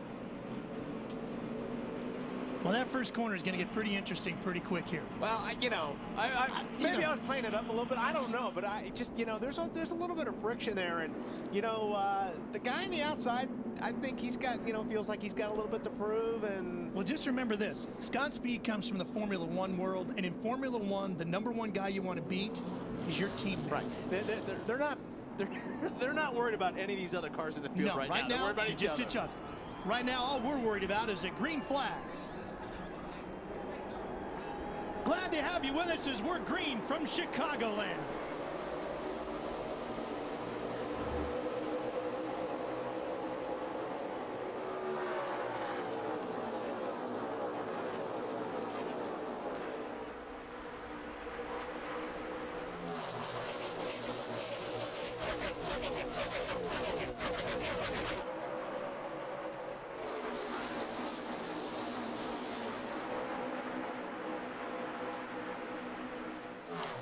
Boy, Vickers just put him away with the great jump on that one, didn't he, right away?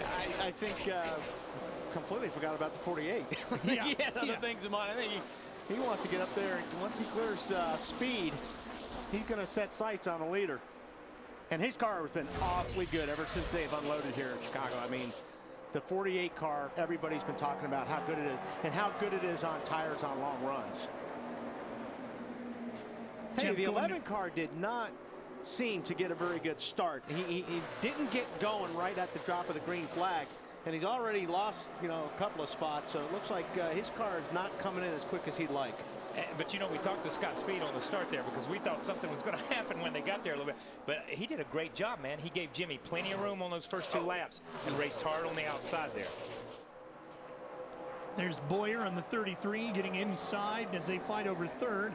Gets around Speed. Here comes Jeff Gordon as well. And I'm going to say something. One thing that's happening to these guys like Boyer and Jeff Gordon and these guys that are close to Scott Speed, they're not used to racing with Scott Speed.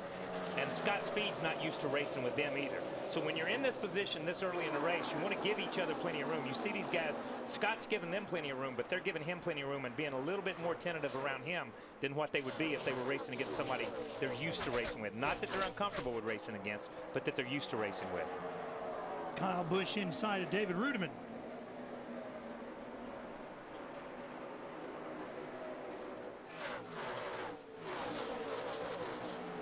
Oh, look at the 18 of Busch getting a little loose through there as he's still side by side with him, getting awful close. Yeah, the 18 looks like it's already got a donut up there on the door on the right side a little bit.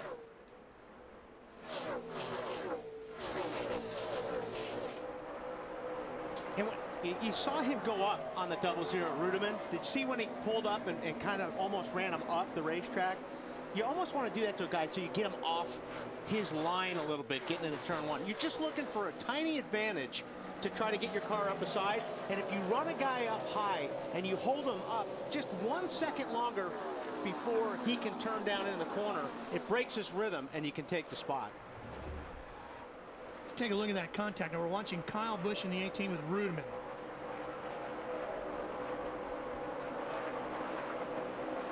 He just pushes up into him a little bit. But just as Wally says, you see the tire mark right there, but just as Wally says, we talked about this in pre-race. This is a round racetrack. They really don't run straight down the straightaway anywhere, and they're constantly in a corner. And I know there's no marks on the racetrack, but there's places where guys have spun. There's places where cars bottom out. You pick your marks, and when you want to arc this thing in the corner, if a guy can force you out of your line just a little bit, you're just so tentative getting down in the corner. It's like, oh, I'm 2 foot higher than where I need to be. So I'm not going to go down here in this corner this hard this time. Back to the front in a battle for the lead 48 cars developing. Awfully loose. Actually, I'm seeing a lot of cars that look loose right now, which I was a little bit surprised on this early how loose these cars look. The 83 up front, Matt. And Ralph, when you listen to Brian Vickers on the radio, he just reported to his team the car's a little bit tight in the center, but we've seen the trend this weekend where the tires start to give up after about 10 laps, but he is really screaming down the straightaway on entering the corner. You can really hear him hard on the rev chip, but that'll go away as the time starts to go away with the tires. Well, yeah, it will a little bit with the tires, Matt, but also if this track when it cools down, if you're going to pick up some RPMs, actually, because this track is going to get a little bit faster. Yeah, you get into that at Charlotte sometimes. When the racetrack is hot and slick, you're not on the chip. You're not turning 96, 9,700 RPMs, whatever these cars turn at this point in time, but you're not right there at it. As the track cools down and the track speed picks up 0.4 of a second, 0.5 of a second, then you start wearing that chip out. Now you can throw the other box and have a different chip. Excellent point. Excellent point. So as the track changes, sometimes you got 2 ignition boxes in here, and you can put regular chips in there, so you can change your chip. So as the track changes, and you need more, you need those RPMs, you could change a box, and it'll be on a different RPM See, chip. I never knew that. My guys just put an extra box in case I did something stupid and knocked the first one out. Here comes Jimmy Johnson. You a bag of chips. That was a bag of chips for me. I'm sorry, man. That was just me. Johnson takes the lead, but look at how loose he was right after he goes by. But he got a great run. You saw him when he took the lead. New leader, 48. That's Jimmy. New leader, 48. That was a good call. That's on TNT from the cockpit right there. Now we can just get him to toss the brake for us, because that's where we're going. But we'll be right back. More racing to Chicagoland coming up. Welcome back to Chicagoland. Up front, it's Jimmy Johnson. Taking the lead just a few laps ago, away from Brian Vickers, who started on the pole.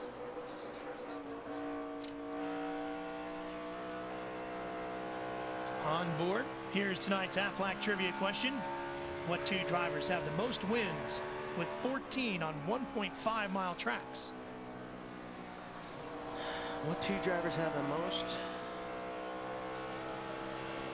And the most wins. 14 Jeff Gordon's one of them. I don't know who the other 1.5-mile tracks. And the answer is, you were right with one of those, Wally. Jeff Gordon and Dale Earnhardt. Chicagoland, of course, a 1.5 mile track.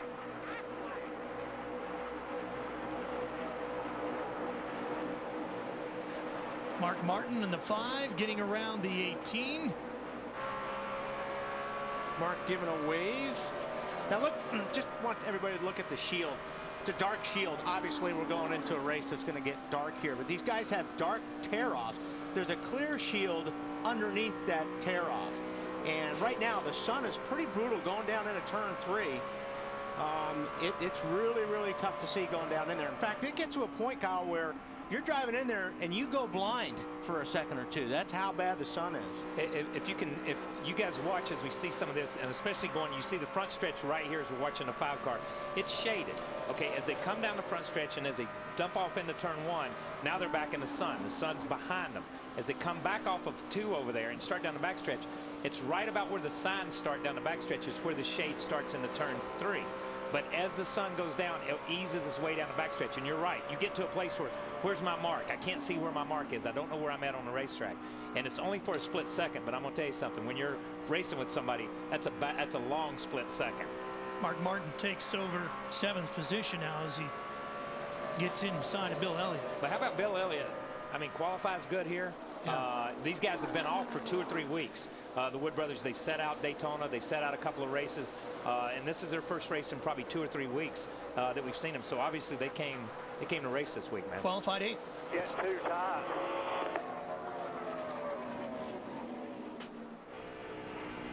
Hey, see Denny Hamlin, he started with the clear. Decided that he would just squint for a while. Denny Hamlin right now, Marty, running 6th. Yeah, and not very happy behind the wheel. Earlier this weekend in qualifying, they had a problem with the water gauge. They said 300 when he got done with his qualifying lap. Clearly the water was not 300. Then he goes 2 laps into the race today. Guess what? The water gauge says 300 again. The water is not a problem, but that's going to be a distraction for Denny all day long. So I was going to ask you drivers, how much of a distraction is that? And is it really important that he knows what the water temperature is? Somebody fixed that for me one time during a pit stop. They took a piece of duct tape and they covered the gauge. And it was a distraction no longer. And it's a distraction no longer. And that's exactly right. The reason it's a distraction is because you look at all the gauges. You scan them like a pilot scans his gauges. And you want the needles or you want the numbers to be in a range. And when they're outside that range, it constantly bothers you. Whether it's true or false, it just constantly bothers you. Best thing to do is, like Wally said, put a piece of tape over it and try and pay no attention to it because you're going to look at it. Larry, is that how you dealt with it, Larry? Well, no, not really, because that water temperature gauge is pretty important from a performance standpoint, because as we get into the nighttime and this track cools down, those crew chiefs, Mike Ford in particular for Denny Hamlin, he wants to know how cool or how hot the water is, because I'm sure when we get to those race pit stops, he'd love to throw a piece of tape on that nose to help the drag on the straightaways and help that car to turn. So these things, a lot of them are running these electric gauges, and they're great in one aspect, but if they do have a problem, they can sure throw you a curveball. But Larry, I think the point is, don't you think there's something wrong with the gauge, or do you actually think it's around 300 degrees? No, absolutely. Okay. It is a gauge problem, but it's going to be impossible for Denny to tell Mike how cool or how hot the water's running. Exactly. One driver not having too many problems right now is Tony Stewart. He's gained 13 positions. He's up to 17th. We'll be right back. Jimmy Johnson ranks 2nd all time on the win list with 13 1.5 mile racetracks. He's leading here tonight at Chicagoland Speedway in Joliet. There he is out front. We're going to take you through the field, kicking things off with Matt Yoakum. And Ralph, Jimmy Johnson out front, yarding the competition. About a 5-second lead over the 83 of Brian Vickers. Jimmy already looking ahead to later in this event when the sun goes down. He says the car is free on entry and snappy loose on exit. 1 and 2, the car is absolutely awesome, but he can start to pick up a little bit of tightness in the center of the corner that could be a problem later. Meanwhile, Brian Vickers, who spent this past week NASCAR night at Victory Junction, gang, he and the 83 team did a number of things with the campers looking for a win here with Red Bull. He says the car is tight. He's already looking at what adjustments they want to make on their first stop, Lindsay. Matt Clint Boyer right behind him. Right now, pretty happy. They did make a big adjustment during practice. They raised the truck arm because they were trying to loosen him up. Felt like he was too overloaded on the back end. So now he feels comfortable trying to find his rhythm, trying to find his line, Marty. Lindsay, when I talked to Mark Martin before he climbed in the car, he described his car as spectacular.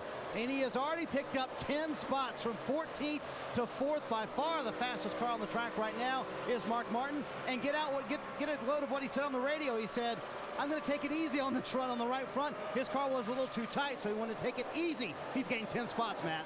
The second Red Bull car, Scott Speed, he is dropped from second down to 5th, just riding. You heard him tell you earlier on the team radio that they just want to have a solid run tonight, trying to learn each and every week, trying to capitalize on what was a great outside front row start, Marty.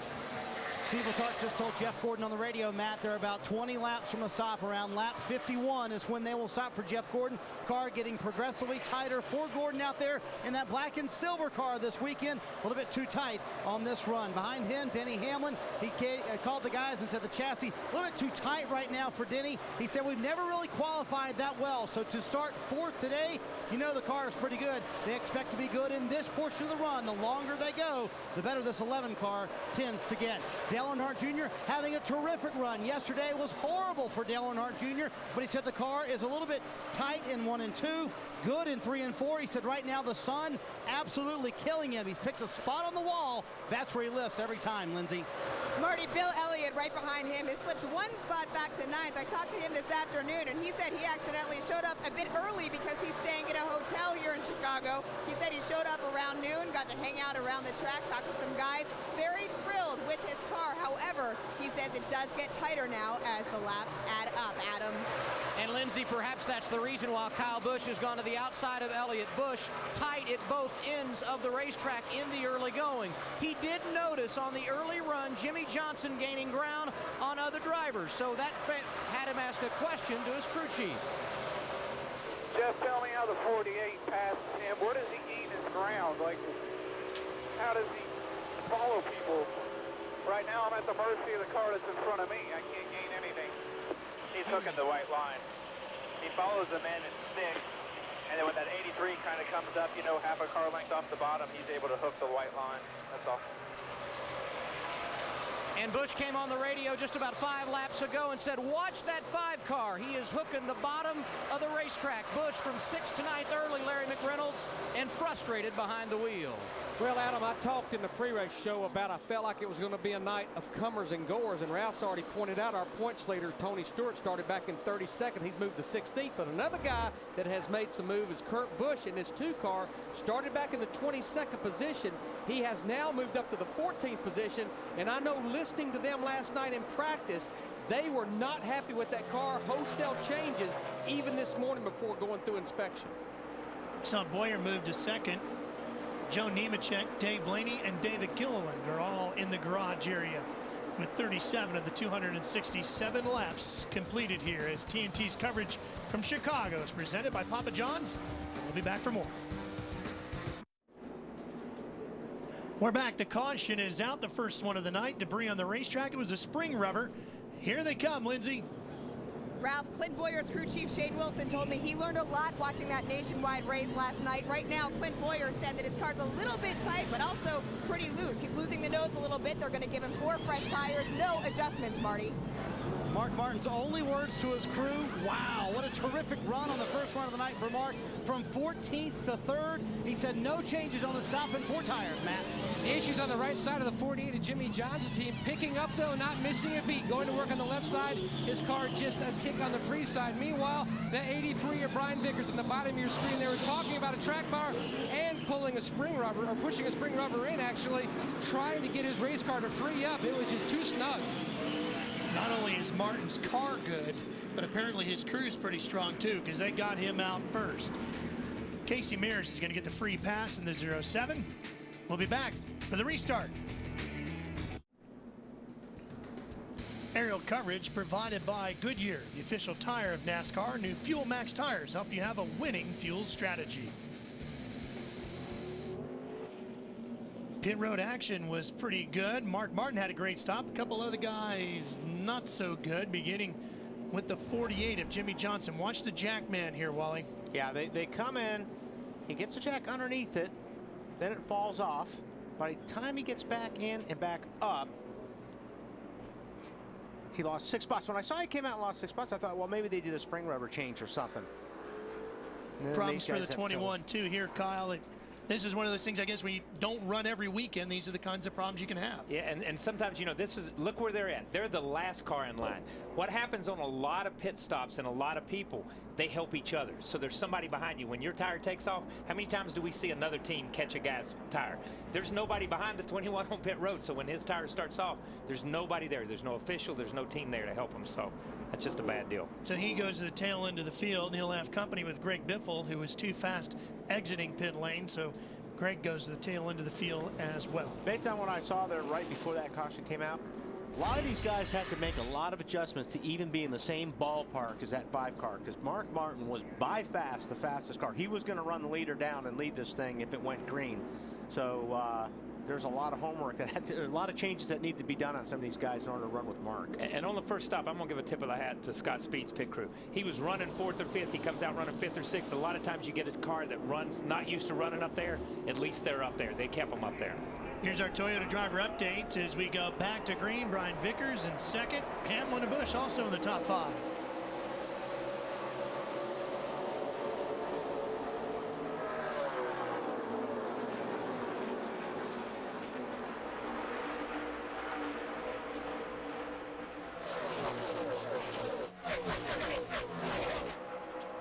Ooh, they're 3 wide now going in there. Somebody's going to have to get him. Yeah, Scott Speed up on the high side. He's got no grip up there, and boy, he is stacking them up behind him right now. Sorensen trying to get through the middle in the 43. Junior's back there. He was 6th before the pits. He's 13th after it in the 88. Speed went from 6th to 15th in that lap. And he's still falling. He's not done yet. And he just had contact with Junior, too, and that's what shoved him way up the racetrack. Marty, how bad was that pit stop on the 88? Well, they had a little bit of trouble, but it wasn't horrible. There were a lot of other good pit stops on pit road. As you mentioned, Ralph, in 6, out 13th for Dale Earnhardt Jr. The car was really tight. Junior said that's okay. Very positive on the radio. Told the guys we'll get him on the next stop because he has a very fast car. A lot different than yesterday. Junior's pretty happy behind the wheel. He wasn't happy coming out of turn 4 right there, because that thing went into a 4-wheel slide. But you know, one thing that happens on the first pit stop, especially at a place like this, everybody's still on the lead lap. Pit road is incredibly, pass for 3rd right here, incredibly busy, man. You can't get in and get out, so it's not necessarily the pit crew's fault when you lose time. You get hung in the pits sometimes.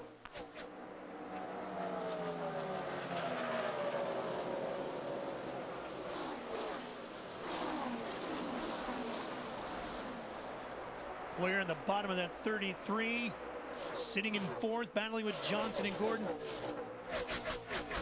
Boy, the Richard Childress Racing team could really use some good luck. Yeah, and you know, Harvick always runs good here. You know, he won the first couple of races here. This was a place that they thought they could come to, and it was good to see Boyer. You know, he had worked himself into 2nd right before we had the debris caution right there. So he's running pretty solid. The other guys, they're struggling a little bit, but I think they're hoping that the racetrack changes and comes to them a little bit.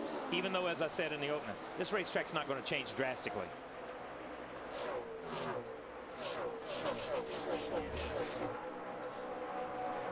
Well, here's a NASCAR.com ask the booth. So, what is wrong with Richard Childress Racing this year? If we knew we'd be working for RCR. Yeah. Okay. And you know, we've talked about this 2 or 3 times, and I talked to a lot of the guys over there. I think they really focused on their Speedway stuff. We talked about it last week, and they had great runs last week going. You know, Jeff Burton had a great run going. The 29 car had a pretty decent run going. The 33 of Boyer had a good run going.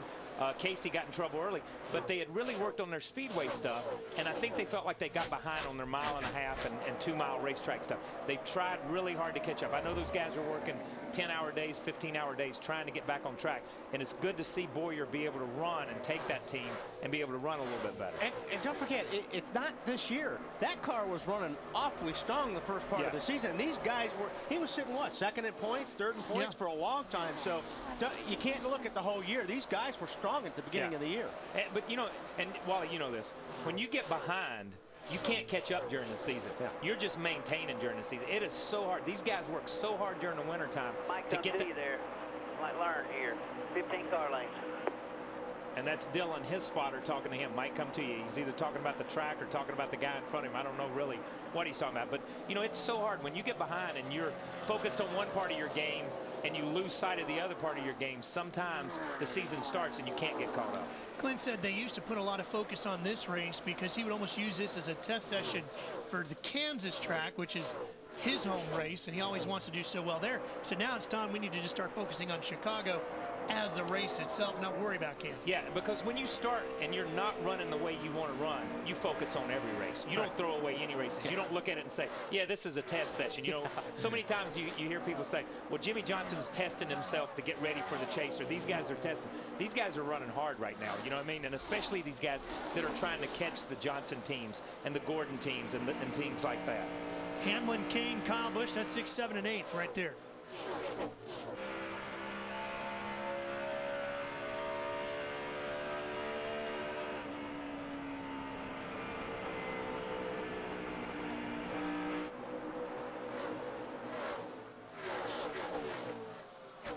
Casey involved in that wild finish at Daytona last year, getting right up the backside of Kyle Busch as they came to the checkered flag. And Wally, you and I were talking about this earlier today. I thought it was pretty interesting. Casey commented on how a lot of people thought he might have gotten a good look at the bottom side of Kyle's car, and he said, in reality, I was looking more at my knees than the underside of the car because of how far you go forward when you get hit like that. That was quite a shot. I mean, you know, you could figure that he, like you said, his head was looking down and probably had his eyes shut, too. I mean, on the crash like that, pretty much grinning and bearing it.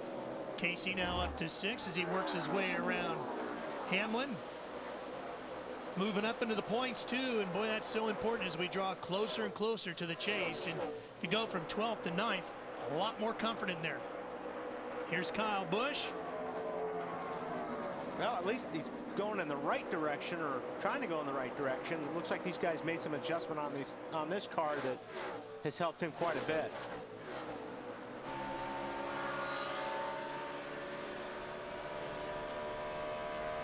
'99 of Edwards sitting in 9th, Matt. Ralphie is really on the move. Started the night back in the 25th position, but you heard the confidence earlier tonight on our pre-race show. He knew he had a great race car, showcasing that during practice. He says the car, balance-wise, is awesome. Slight air pressure change just to try to work a little more in the direction that he wanted to go. Try to tighten the car up just a tick. Alan? Adam? And for Kyle Busch, who is running in this mix of cars, he picked up 3 positions on pit road. That's the good news. The bad news, they adjusted a tight condition with air pressure and wedge, and now he says he is loose all over. To quote him, he said, I'm wrecking, and that's the reason you see a parade of race cars going by, including Tony Stewart. Busch's crew chief, Steve Addington, said, just take care of your race car. Yeah, what a difference a year makes for Kyle Busch. Last year, he led the first 43 laps of this race, a total of 165 on his way to the victory last year. As Tony Stewart, however, continues to charge through the field. 22 positions gained for him right now as he breaks into the top 10.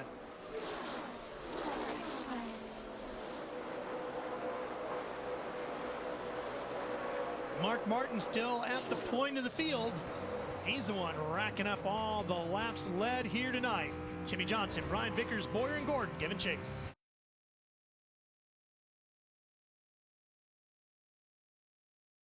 So you were saying new Fuel Max tires help you save 2,600 miles worth of gas? Right. That's the distance from Daytona to Bristol, to Pocono to Michigan, and then Chicago. Well, that would be a fun trip. Fans want more TNT coverage? The Coke Zero in-car camera on Race Buddy lets you vote for and ride shotgun with Coca-Cola Racing family drivers. Check out the Coke Zero in-car camera on NASCAR.com's Race Buddy. Cast your vote now. There you see the 18 at Kyle Busch. All right, maybe they didn't make the right adjustments like I said before. I take that back. Where's he at? Here he is. There's brother underneath him. He says, hey, Kurt, watch this. Oh, my. Whoa. Good, it was a nice job of hanging on. I mean, he didn't hit it really that hard. I think he could be. But listen to that. Sounded good, pretty hard. That sounded good. You heard the way he played with the throttle. Adam, how hard is he saying he hit? He has been very frustrated on the radio, Ralph, so you can imagine the kind of conversations going back and forth. Steve Addington, as crew chief, has stayed very calm, but there is no doubt about it. The 18 car tonight, a long way from the handle they had on this race a year ago when they led 165 laps and went to victory lane. Steve Addington deserves some kind of an award at the banquet at the end of the year, don't you think? You're a Saint award or something. Yeah. Every guy I ever worked with probably deserved that same award because I got a little crazy on it. But I tell you what, when you see that type of thing, it doesn't seem like a hard hit. But what he did is that thing floated up next to the wall. When it kind of weaved a couple of times from the right rear hit it, it can knock the rear end as far as a quarter or a half inch to the left. Bends the track bar. This throws the entire alignment out on this car. And this thing will be a wicked thing to drive when that starts happening. And you can't adjust that on pit road. You've adjusted yourself right out of the race when stuff like that happens. And did the crush panels come out as easy on these cars as it does the older cars? Yeah, I think they do, according to him. When because he said they definitely knock the crush panels out. And then you start breathing carbon monoxide. Then you start hallucinating. Then you start cussing everybody. That's the way it works. Well, the cussing came early. Yeah, the cussing came early. Hallucinate. And hallucinations are next, right? No hallucinations up front. That picture is as clear as it can get from Mark Martin, Marty. Nor any cussing, I'll tell you that, coming from the 5-car. Mark Martin is effusive about this race car. So happy with it. Listen to what he had to say to Alan Gustafson, his crew chief. Okay, this baby feels so good on the bottom. They're going to have to beat me up there where I'll even look. It's unbelievable. I'm starting to save a little gas now. Oh, this is easy, bud. I'm just, I'd like to know what you're thinking if you ever decide you want me to put the hammer down. I'll pull on out. This is easy praise you don't hear very often from Mark Martin. In fact, after that, came on the radio, said, I want to show you guys what it would do for a couple laps. I've backed down now. I'm going to run what I have to run here, but it was pretty impressive. He picked up about a 1/10 when he decided to show him what it actually would do. This 5-car, about as good as it gets. Yeah, I was saying earlier, Marty, unless these guys made a lot of adjustments on some of their cars to catch Mark, his car is just on a rail right now. And we bring this up again, but if you look at his elbow when he gets in the corner, he's got an elbow pad right there.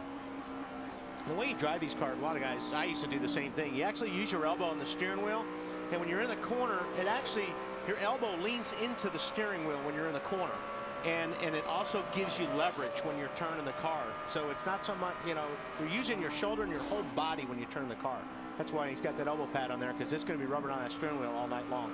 It's got to be nice as a crew chief, Larry, to hear your driver that thrilled with the handling of the car this early in the race. Well, it is, Ralph, but I watched these guys yesterday in those 2 practice sessions, and Mark Martin and Alan Gustafson, they knew they had a good race car, but they were so careful at their approach, because I think what everybody was anticipating is the first practice from 4 to 4:45, the sun would be out and the track wouldn't have a lot of grip. Everybody was putting a lot of stock in that 5:20 to 6:20 practice. Well, it was reversed. It was very cloudy and overcast during 4 to 4:45. So what the 5 car and Alan Gustafson and Mark Martin did from 5:20 to 6:20, they pretty much set most of that practice out until it got overcast again. They didn't want to, and you know it, Kyle and Wally, they didn't want to chase the racetrack, something we wouldn't have tonight to race on. This is the only active track that Mark Martin has not scored a top 5 on. His best finish here, 6th, back in 2001. TNT's coverage from Chicago, presented by Papa John's, will continue right after these words.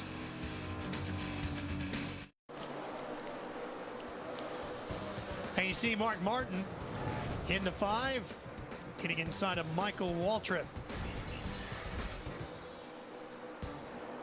Let's take it back through the field one more time. Let's kick things off with Marty Snyder. Mark Martin picking his way through lap traffic. Ralph, as you mentioned, trying to get around Michael Waltrip right now. Still the fastest car on the track. They are keeping an eye on the 48 car, though, way behind him, saying they're beating him off of 2, or Jimmy's beating him off of 2 just a little bit. Mark, obviously, nothing to complain about right now, Matt. And his teammate Jimmy Johnson just recovering from that issue on pit road with the jack. He has climbed all the way up to 2nd. The only comment he's really made about the race car, it's good, but it's starting to get a little bit tight. Meanwhile, the 83 of Brian Vickers, who has settled in 3rd, he restarted 2nd. His car, free on entry, tight in the center. He's just forecasting trends, looking ahead to what he will need at about another 75 laps in this race car, balance-wise. And Casey Kane, the Dodge boys, he's climbed up to 4th. Rim riding much of this event now, climbing up to that real high line. The car was tight on the first stop. They made a track bar adjustment, and it's really come to life. Lindsay? Matt, Clint Boyer loves the low line, but he just came over the radio, said you got to make it tighter through the middle. Clint is the only RCR driver to have a win last week in the nationwide race at Daytona. He knows he cannot duplicate that today if he doesn't find better balance, Marty.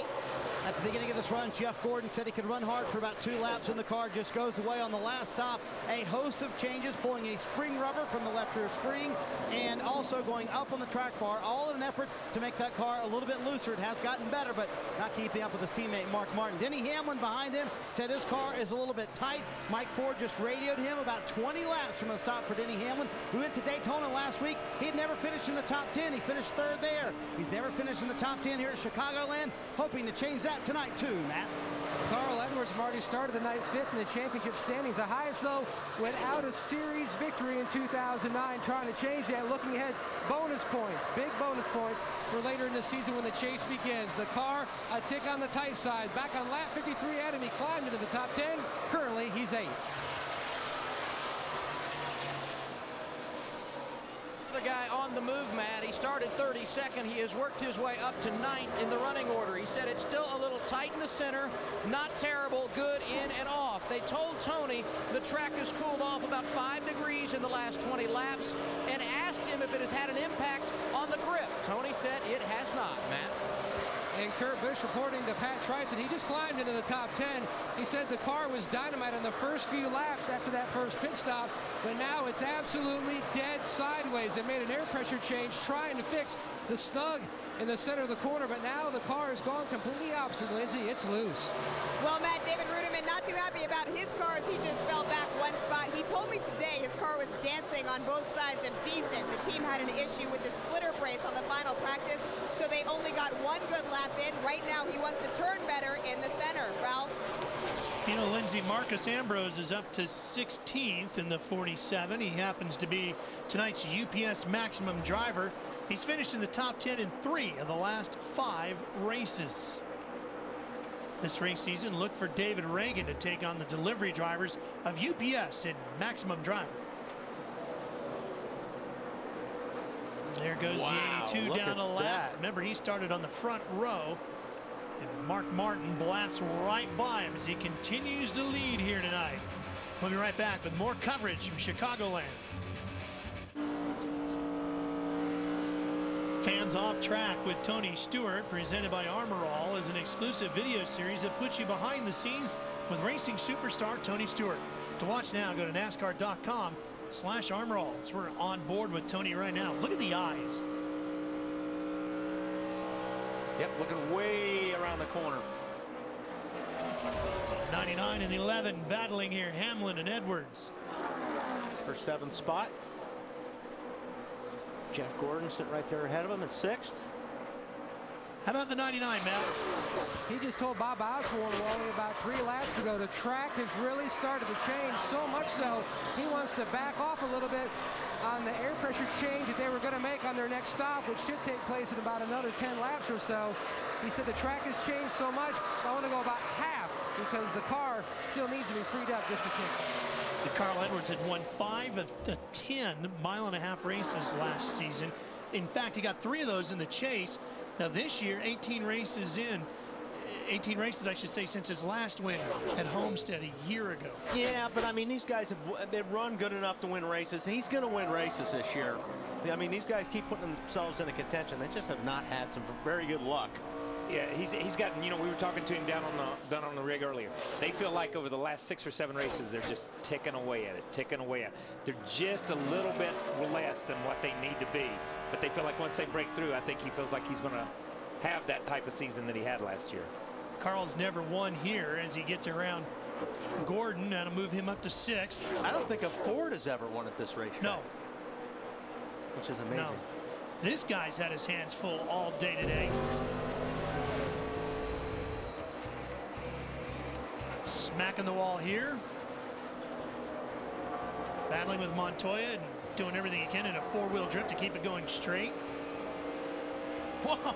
You're not supposed to be turning that way when the track. Wow. I hope that wasn't a caution. That was huge turn to the right. Here's what he said about it. There's no point in tightening it up because the car doesn't turn. We can get the right side track bar down, just get some wedge out of it. Trying to get the back in the racetrack. You're right, man. We got 200 laps here. We got to get it finished. Larry, the right side of this race car looks much different than the left side. Well, Ralph, one thing we heard him say is it knocked the crush panels out of the right side. And I'm down here at my torque car. What the crush panel is you have the steel part of the race car. But what the teams do to fill up the gap between that and the edge of this quarter panel is they have these aluminum panels that are populated to the steel, and then they go in here and they will seal this to the body itself. Well, what happened when he smacked the wall, it bent this crush panel out of the way, and there's really not a whole lot you can do for that. Now, you have crush panels, right front, right rear, left front, left rear. But, guys, I continue to say one thing that really helps this new car ever since we've been racing it is when you do smack the wall, you have this energy-absorbent foam that takes a lot of the slack away, where before, the old car, there was nothing in there between the body and this part. And Larry, when you're looking at that crush panel, it actually seals the car from a lot of the exhaust coming back inside the driver's compartment. Well, that's the biggest fear, Wally, and we've seen it, especially with it happening that early in the race. It's going to let a fumes up in a lot in there, but it's just not a whole lot you can do. You can't tape it back in. Tape would never stay there. Yeah, and you know, the one thing that's happened, it's the right side of the car. And NASCAR mandates we run the pipes out of the right side of this car, of the COT. Used to, you could run them out both sides. You run them out the left side. So where he's got into the wall with that crush panel, it just sucks it back up in. The way the air flows over the car, it flows up in the car right in that wheel well opening. Green flag pit stops underway, Marty. Yeah, getting cranked up here, Ralph. Jeff Gordon said his car extremely tight, so they're going to go up on the track bar, trying to get this car to loosen up just a little bit, Matt. Carl Edwards in, team going to work on the left side. Slight air pressure change for him. They're just trying to free up that race car just a tick tight in the center of the corner. Marty? Big debate for our leader, Mark Martin, clearly with the dominant car, but do you make changes to it? Mark said the track is changing. Alan Gustafson said, let's make a very slight change to it, a wedge adjustment, trying to get that car and keep up with the track more than anything, Matt. Jimmy Johnson in, hit pit road in the 3rd position. Significant track bar change by Mike Knauer, the catch can man. Solid stop going on so far. Left side's on, clean the grill. He's away. They went 50 green flag laps since the last round of pit stops, which took place under caution. Here comes Stewart, Matt.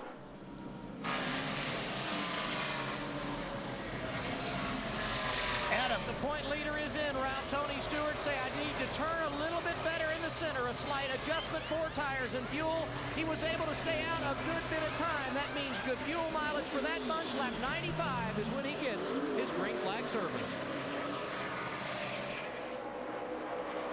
Well, his crew was absolutely stellar a week ago and turning in some pretty good stops here again tonight. Mark Martin back to the front. How nervous would you be about them making that a little bit of an adjustment? I think as good as his car is and as good as he says it is, and you hear it in his voice, you don't know which way to go. So what kind of adjustment do you make? If I'm that close, do I want it a little snugger, a little looser? Which way do I think the track? So sometimes when you're that good, you'll think that what happens is you'll let the car go ahead and let the racetrack change, and then you'll adjust after the racetrack change, because he's good enough. It's not going to change drastically and take him out of sequence here. Here comes Jeff Burton, Marty. Actually, there he goes, Ralph, and it was an eternity of a pit stop for Jeff Burton. The car fell off the Jack Burton, who was running in the top 15, going down a lap here midway through this race. Some other guys have had some problems on pit road tonight. We've documented some of them. Jeff Gordon having some as well. Stalled it, Wally. Yep, and that's a problem. You know, it doesn't look like much, maybe, what, 2 seconds, 3 seconds, but under green, that's a lot. These guys are averaging 170, 69, 170 miles per hour. So when you make a little bit of a mistake like that on pit road, it's costly once you get back out on the racetrack. You lose a lot of ground. Larry talked about that in the live show earlier today, that, whoa, Matt Kenseth. Didn't talk about that in the live show. Boy, the rear end of that car came all the way around, smacking the wall. Matt keeps his foot buried in it and keeps on motoring. We'll be right back. Chicagoland after this. Sun setting here at Chicagoland. Let's look at this week's standings for the AT&T Fastest Pit Crew of the Year award. Jeff Gordon leading it right now, 173 points to Dale Earnhardt Jr.'s 169. Stewart and Kenseth also in the top 4. Fans, don't forget to cast your vote for the AT&T Fastest Pit Crew of the Year award from your AT&T phone.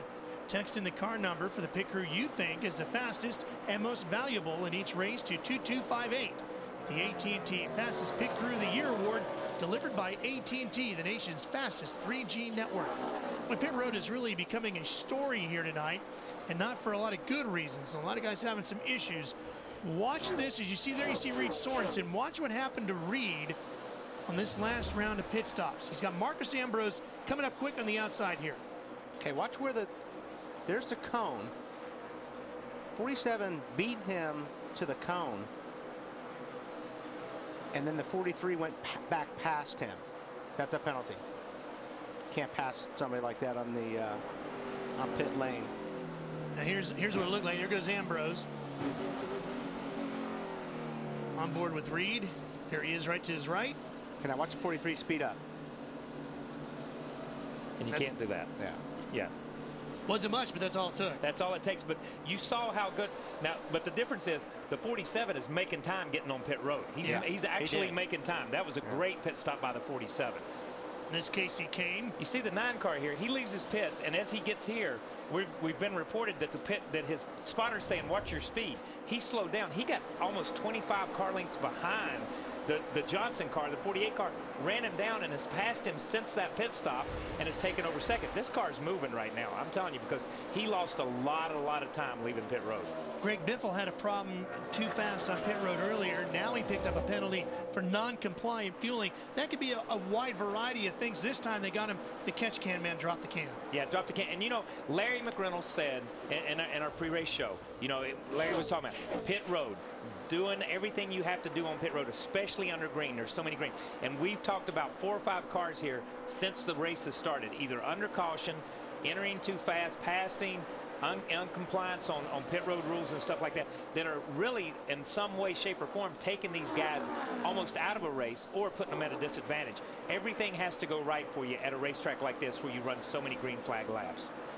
Mark Martin in the 5. Boy, and Mark is just putting these guys down, and that's talked about earlier. One of the things about this racetrack, when it does go green a long time and you get a guy that's hooked up like Mark Martin, you start lapping guys left and right. I mean, Jamie McMurray right there sitting in 23rd spot is going a lap down, and now Mark's looking for the next car, which is Keselowski in 22nd. I mean, and they're all in front of him. All these cars in front of him, you know, he's just putting these guys a lap down almost every other lap.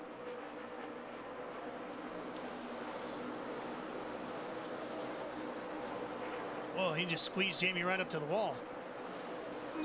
Yeah. Or is Jamie just trying to I hang don't in think there he really as long squeezed as he him up could? to the wall much. I think Jamie just got loose coming on. You know, he was there, but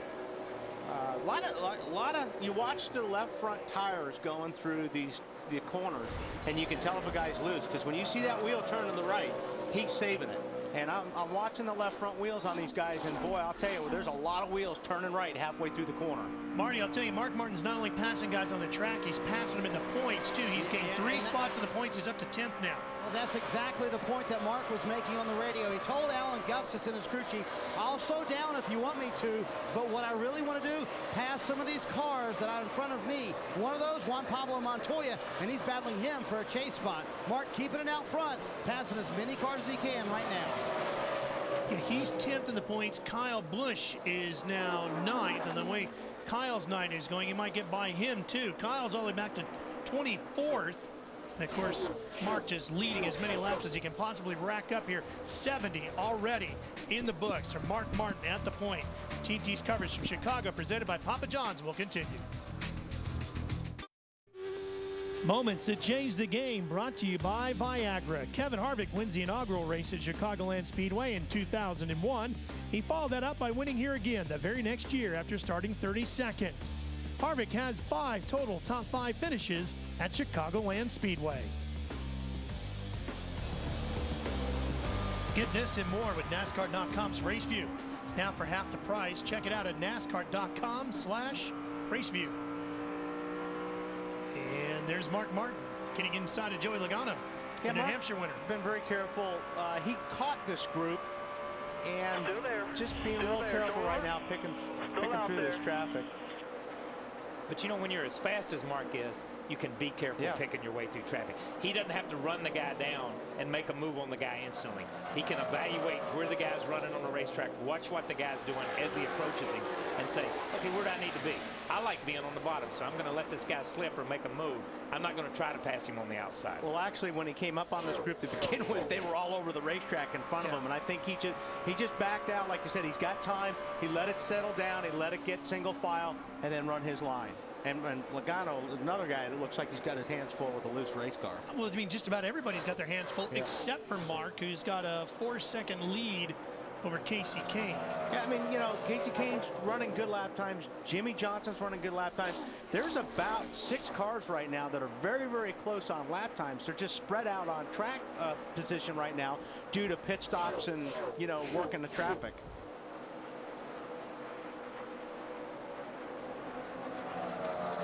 Kurt Busch and Dale Earnhardt Jr. battling over 9th. Larry, what do you think about the 88 car? Well, Ralph, I think we saw this in practice yesterday, that it was going to be a Hendrick kind of a night. You've got 4 Hendrick cars up in the top 9. This group was smiling on Thursday after qualifying. Qualified 13th. They were kind of victim of an early draw, but they were all over the place with this race car yesterday. But before we had that last set of pit stops, they had made their way up to 6th with the 88 car. They lost 7 spots on the pit stop, fell to 15th after that restart. Now, Marty, they've worked their way back into the top 10. Looks like they've got their arms around this race car. Yeah, Dale Earnhardt Jr. told the guys, if I can ever get track position after a set of stops, I'll be okay. The car, Larry Mack's been pretty good tonight for Junior. They've been on both sides of the fence, a little bit tight, a little bit loose. On that last run, Junior said it was spin out loose. They put a rounded wedge in the left rear, gotten it a little bit better. Junior, though, loves to run that high line. Wally and Kyle, you know, when you're loose, it's hard to run that high line, isn't it? Yeah, and he runs it well. He's got cool gloves. He's got the coolest gloves in the sport. I got to get me some of those with the bones on it. But you know, Junior's one of those guys that he just likes to run there. It doesn't matter what his car does, but it is hard to run up there when it's loose. There's no question about it. But you know, watching his in-car, you know, it looks like the car's fairly comfortable for him. He's not really doing much crazy with his hands. But how many times do we see Junior go to the high line or Casey Kane go to the high line early in the race? And when we talk about this, and then you rubber up the racetrack. So it's green up there now, so no matter what your car's doing, you've got pretty decent grip over there. When the grip goes away and you're on the high side of the racetrack, you look like Kyle Busch coming through 3 and 4 earlier in the night. You just ricochet off the wall. But Junior makes that line work for him. That's the way Harry Gant used to make that line work for him. The King used to make that line work. Instantly they would go right up next to the wall, but everybody else didn't go up there. Now we have so many guys that are talented and go up there and run up there. You know, it becomes another place, but it rubbers up really quick.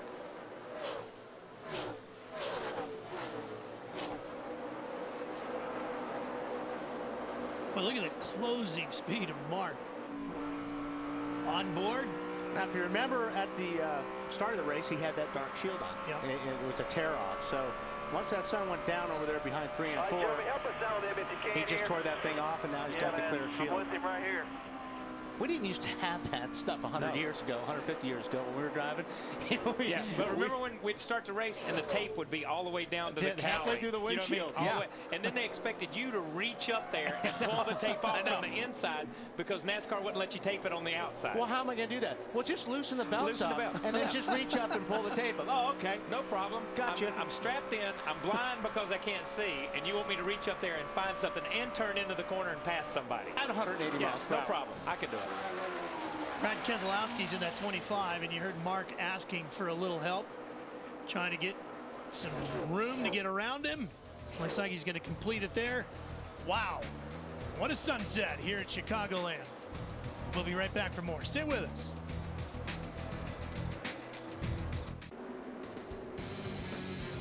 Welcome back to the LifeLock.com 400. Second caution of the night.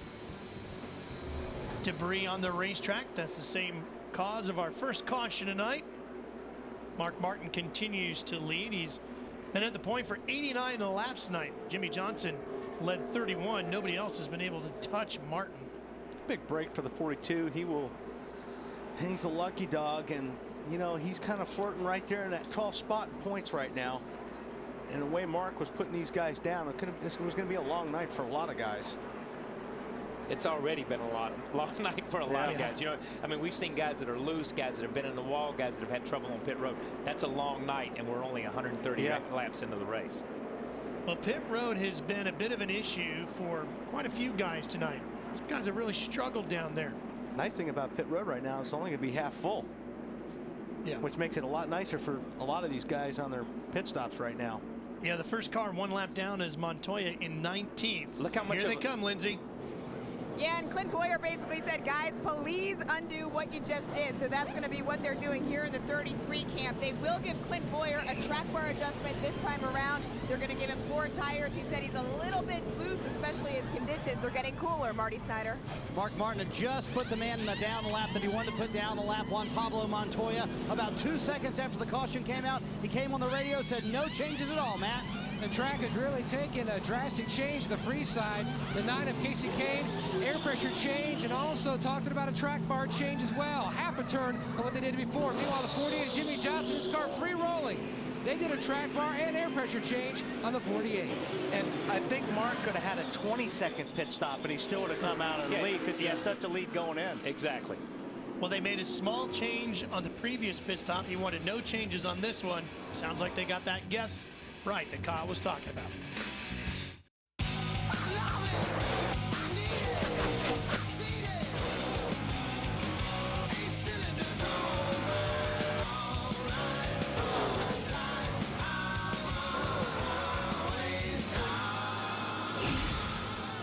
Log on to NASCAR.com now and watch up to 4 live camera angles at once. The TNT Race Buddy Mosaic View. TNT Race Buddy on NASCAR.com.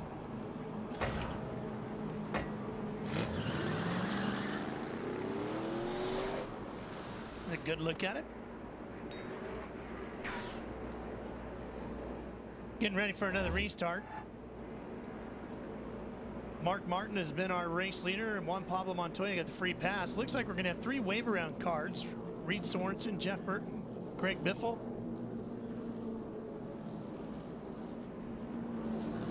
Larry, how about the double file restart here? Well, I'm going to talk about the wave around cars. Reed Sorensen, Jeff Burton, and Greg Biffle. They're gambling a little bit here because they have not been to pit road since back around lap 95 to 99. So they only have about 20 to 25 laps of fuel. What they're banking on is the double file restart shootout style is going to bring another caution. Mission will then be accomplished. Because you can't pit, remember, if you are in a wave around car.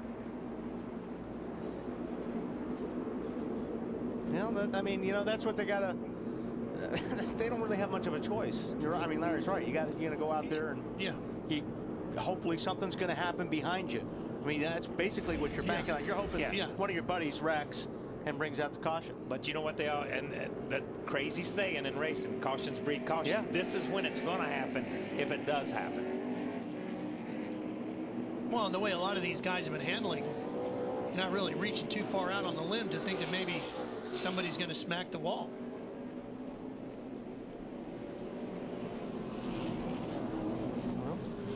Yeah, I think we better stick with the inside here. Yeah, I do too. You got a really good jump last time. You know, if we can get that, we'll be in good shape.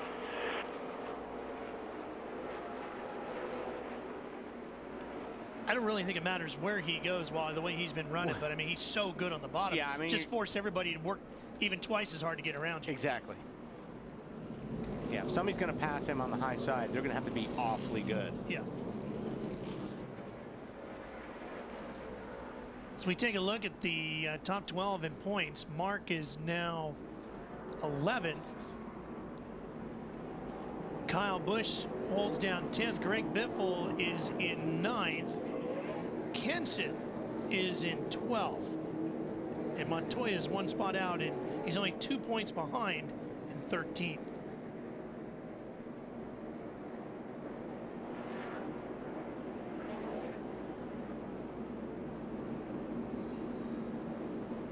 And that wave round really helped out Biffle. He went from 13th to 9th.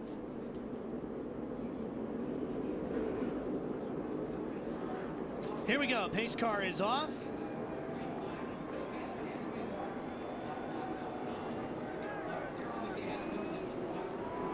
Green flag is out, and we're racing once again here at Chicagoland.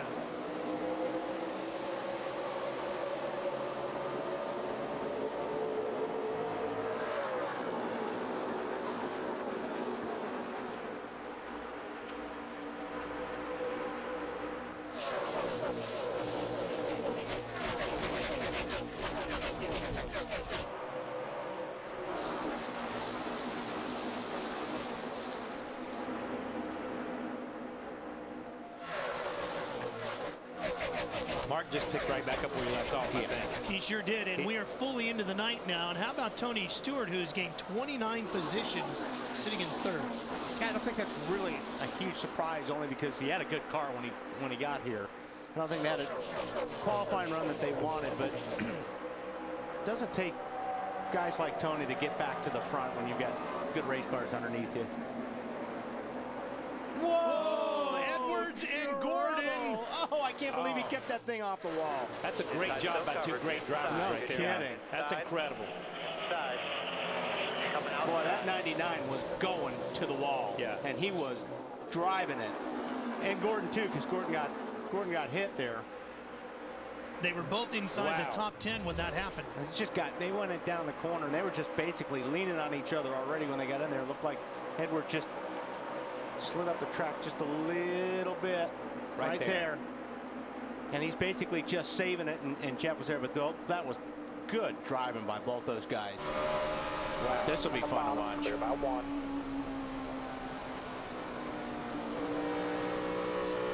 And that's the two easiest cars he'll pass all night. Yeah. You love when they do that in front of you. He was able to pick back up the throttle exactly where he wanted to, because the seas just parted in front of him right there. Jeff Gordon fell all the way to 14th. Whoa, Edwards is 17th. Right. Yeah, 99's like, get me out of here. I don't want to be in here in the middle. Matt, what does the 17 say? Rough night for Matt Kenseth, Rob. Early in the race, the car was absolutely plowing. He dialed so much rear brake into it. When he got ready to hit pit road, he overshot pit road because it started to lock up. He had to go around, lost a lap. Then the car, you saw the video, extremely free, and that's pretty much been the story of his night. At one point, he was 25th. That put him 12th in the championship standings, but he's climbed up progressively a few spots. Now he's back to 10th. And if you remember when we did the Pocono race on TNT, and we showed the pit stops of guys coming in the pits, Michael Waltrip locking his front brakes, Matt Kenseth locking his rear brakes as he came down pit road. Matt plays with his brakes a lot to be able to balance his car getting in and out of the corner, to be able to float it in there and drag the brake, not use too much front, not use too much rear. He plays with it a lot. So obviously, here's one time that, if reports are correct, at bidding. Battle for 3rd. Tony Stewart has the position. Casey King takes it away from him. Oh, Tony looked like he just backed off the throttle there. Yeah, but I'm going to tell you, that 9 car is good on new tires. When we pitted before, we documented him leaving pit road and having some issues leaving pit road. He run that 48 car down from 25 car lengths behind to take over second place. And once again, here he is on new tires 3 or 4 laps into a run, and he's coming again. This is a track that hasn't been all that great for Casey King. It's the only oval he's never scored a top 10 on. I'm just watching the times right now, Kyle. From when this race started to right now, they're running about 3 miles per hour faster just because of everything cooling down.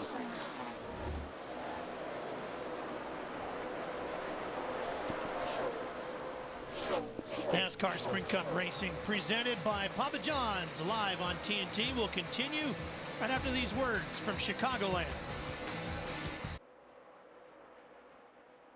NASCAR Sprint Cup Racing, brought to you by Burger King, who reminds you to have it your way. By the Home Depot, more saving, more doing. That's the power of the Home Depot. By UPS, watch David Reagan take on UPS delivery drivers in Maximum Driver. By Sprint, the Now Network. And in part by Wii. Tune in to Cartoon Network tomorrow night at 7 p.m. Eastern to watch Cartoon Network Flicks, brought to you by Papa John's. Mark Martin really tuned into this racetrack tonight. He has just dominated the show, having led 108 laps, and he's having just as much fun behind the wheel as you would imagine he would be. I'm sure having a good time. Yeah, Alan and Mark, I'm kind of having a good time tonight, too. It's good, boss. Hey, Mark, you know the boss's 60th coming up, right? We're going to give him a big present. Yeah, it's tomorrow, which it'll be awful close to tomorrow by the time this race is over. So, yeah, I'm loving it, man. You know, it's not done yet, though. These things are really hard to win, but we got a hell of a race car. I'm proud to be driving it no matter what happens. Those the very happy voices of Mark Martin, Rick Hendrick, and Alan Gustafson as we take you through the field. Mark Martin hoping he can give the boss man an early birthday gift on a Saturday evening stroll for Mark, making it look easy, very much indeed. His teammate Jimmy Johnson, though, catching him on this run. Why? Because Mark, a couple laps ago, hit the splitter in turn 4. Lap time's not quite as good. Matt? Jimmy Johnson, his teammate, running in second. That's where he's finished twice here in the past at Chicagoland, looking for that first win. 1 of 6 racetracks, he's never won. The car much better this run for that track bar adjustment. It was way too free all the way through the corner earlier. It's much better now. Meanwhile, the 9 of Casey Kane runs solid in the 3rd position, about a second behind the 48 of Johnson. His best finish here, 15th. Could have won this race back in 04, but was involved in a crash. The car now much better. Just a slight track bar change on that last stop. Adam? Matt, I guess we shouldn't be surprised that Tony Stewart started 32nd and has worked his way into the top 5. He has finished inside the top 5 in 6 of his 8 starts here. They have made minor adjustments throughout the night. Tony already calling for air pressure the next time they come in. Matt? And Brian Vickers reporting basically the balance that he's searching has been a moving target. He was tight early in the race. Now he was free. Now it swung back to being extremely tight. Now he said on the last run, it was really loose early in the run. When it finally came in, it was too late. Their adjustment, they might have over-adjusted, looking at their next stop of what else to do. Lindsay? Matt, Clint Boyer also feeling a little bit tight in the center. When they came in on that last pit stop, they made changes that took the car back to their original setup. You know, Ralph talked about this track and how much Clint loves it because it's like Kansas. He said everything the same, not just the racing, but the motorhome, the pits, everything. Bottom line, he feels at home here at Chicago, Marty. Lindsey Denny Hamlin told me yesterday he loves this track because you have to drive the car kind of sideways. Well, I'm going to ask him after the race if he still loves it because this last run he was extremely sideways, so loose he could barely hang on to it in the middle of the corner, bouncing all over the place. They made a wedge and air pressure adjustment much better on this run. Got the car going now for Denny Hamlin. Adam? One driver that really needs a good run tonight, Ryan Newman, a former winner here at Chicago. 4 consecutive finishes outside the top 15 have dropped driver 39 from 4th to 7th in the points. They have fought this race car all night long, making a number of adjustments. He just came on the radio and said, I needed to work better in the center. Matt? You heard in the pre-race just how important this racetrack is for Kurt Busch. Would love to join his brother as a winner at Chicagoland. Currently runs 9th. He says the front just not consistent with the back. He just can't find that balance. It goes back and forth, Larry Mack, from tight one run to loose the next. Well, Matt, a car that has impressed me really since the drop of the green flag. Paul Menard in this 98 car. He qualified 27th. He has made his way up to the top 10. He's one of 16 drivers that ran the Nationwide Series race last night, and I think that really helped the drivers understand track conditions. This is a guy that only has 2 career top 10 finishes and 93 career starts. Yeah, Larry, he's having a really nice run right now. Lap times are good. Carl Edwards right behind him in the 99. Next up behind him, here comes Dale Earnhardt Jr. charging along in the 88. He's up to 12th. As he goes way up top, there's Keselowski in the 25, who's lap down, and then you get the 29 of Harvick, two-time winner here. Yeah, the 98 and the 99 are the only 2 Fords right now on the lead lap. That's hard to believe.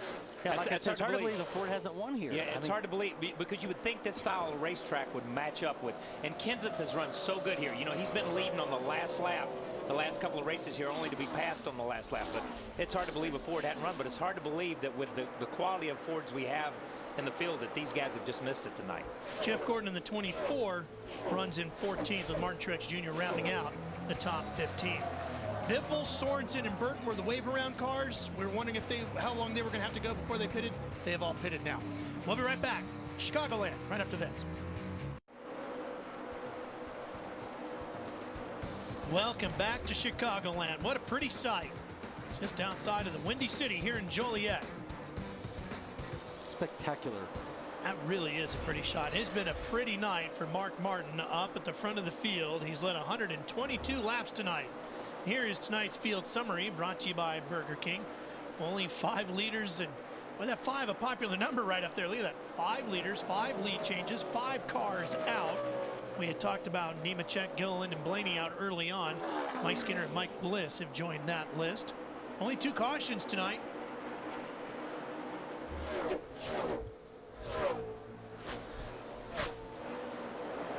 Mark Martin, there you see him. Back behind him, deeper in the field, way is this behind man. him. Yeah, Reed Sorensen. Now Reed is running back in 36. Kyle, he's 2 laps down. 2 laps down. 1 lap. Sorry, you caught me, man. 2 laps down. 2 laps down. 1 lap down because he had to pit because of the penalty. He had to drive through penalty. That got him 1 lap down. But they displayed the black flag with the white stripe and the white cross on it. And that meant they picked up his card, which never happens in this sport. Most of the time, by the time they threaten to give you that, your crew chief has said, get down here. They're going to pick up your scoring card. They basically just took a lap away from him because he didn't come in when they told him to come in. And usually they usually tell you, you'll get that a couple of times. And what you're hoping is, and here we got the replay, what you're hoping is the crew is arguing their point. And when you see that card, you know your crew has lost the argument, and you have to come in. And you have more issues right there with Michael Waltrip. Watch this again.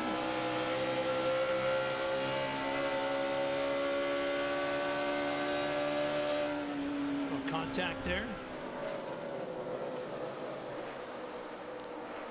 But you're right, Kyle. 100 laps to go, man. You're doing great. I don't remember ever anybody having their card actually pulled, because normally you come in Normally you come in. Yeah, normally you come in time. NASCAR gives you, they throw, it used to be they would show you the black flag. You had 2 or 3 laps to come in.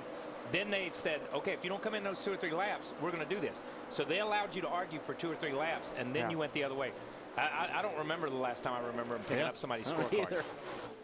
Mark gets around Michael Waltrip. He's really going to like who's up next. Kyle Busch, who's all the way back in 33rd. Just a rough night for Kyle, because remember, that's the next guy in front of him in the battle in the point standings. Mark is 10th, Kyle is 9th.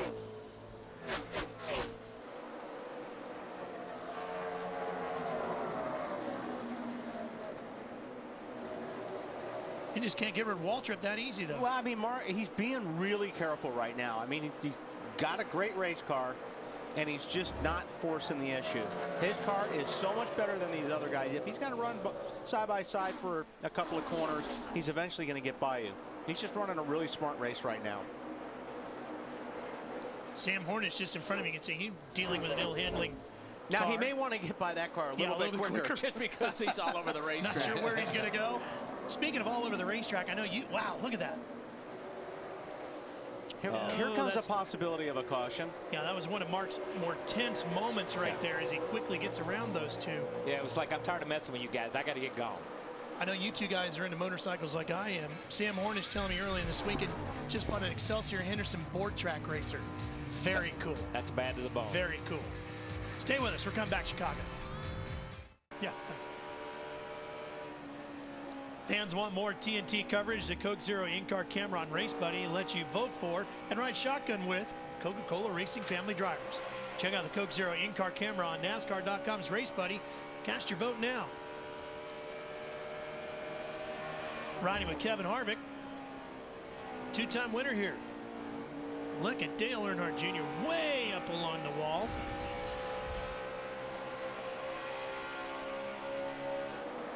Here's a fight for third. Casey Kane has it. Tony Stewart trying to take it away from him.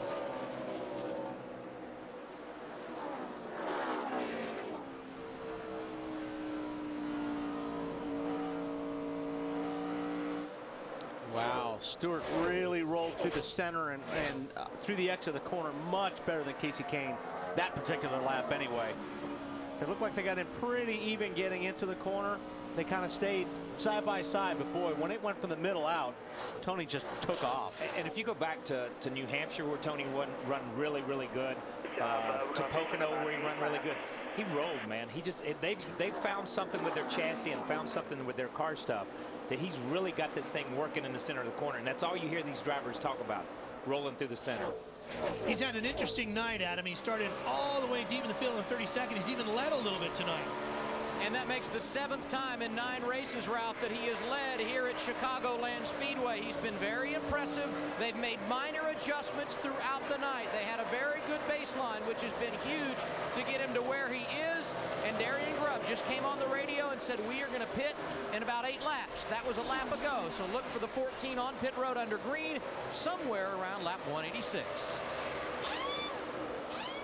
Well, when your car's working that good too, you don't want to come in the pits because you're seeing the guys in front of you are struggling, and you really, if your car's good, you really make up time on your competitors, you know, towards the end of the run. And boy, when you're, like I said, when you're down on the bottom and rolling like that, you just want to keep going.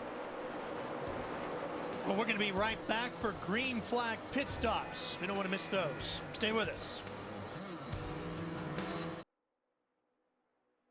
Aerial coverage provided by Goodyear, the official tire of NASCAR. New Fuel Max tires help you have a winning fuel strategy. And pit stops underway. Here's Marty.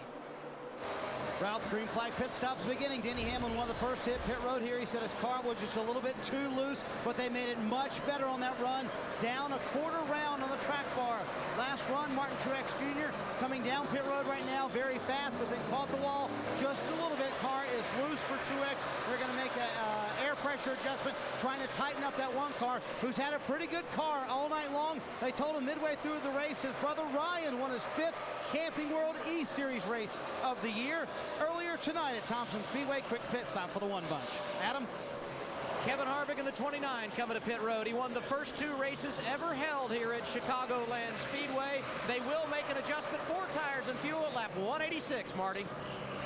Jeff Gordon in, and remember that scuffle with Carl Edwards on the racetrack. He was not very happy with Mr. Edwards. The car extremely loose for Jeff Gordon out there entering. A little too tight off. They go down 2 rounds on the track bar. 2 stalls in front of him, his teammate Mark Martin, the dominant car all night long. Mark said a little bit too tight at the end of that run. They make a very small wedge adjustment, trying to loosen up it a bit at the end of the run. Adam?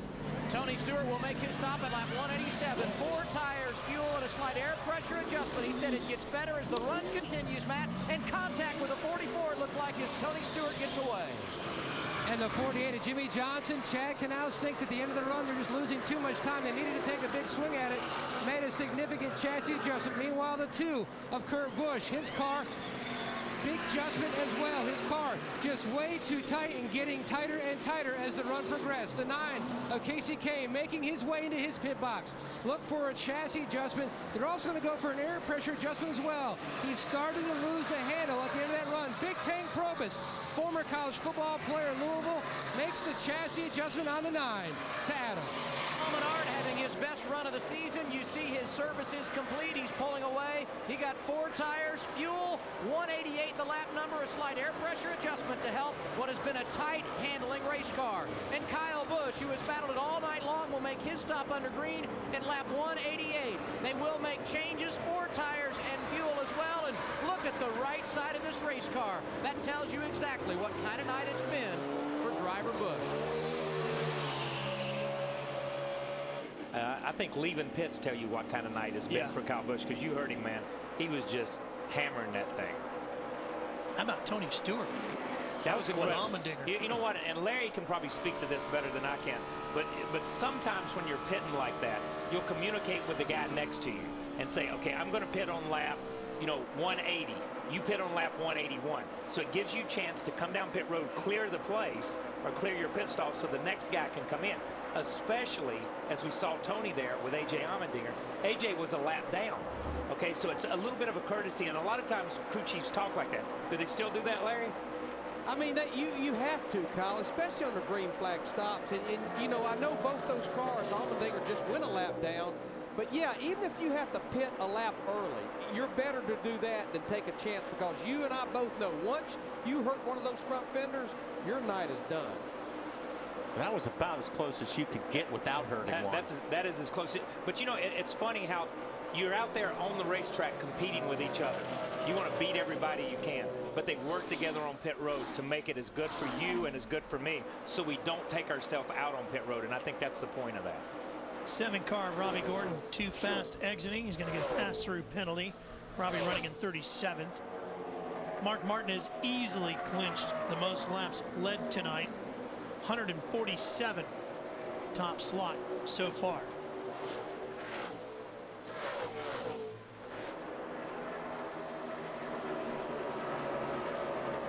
Of course, they're talking about giving the man that owns Hendrick Motorsports, Rick Hendrick, birthday present. Big birthday tomorrow. Good shot. He's got 2 of his cars, 1-2. Looking awfully tough right now.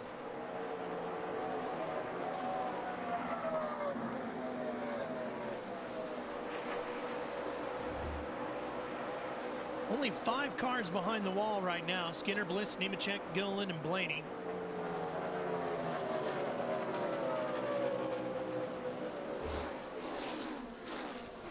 All right, Larry, we're at 194 of the scheduled 267 laps here tonight. What are you thinking as a crew chief?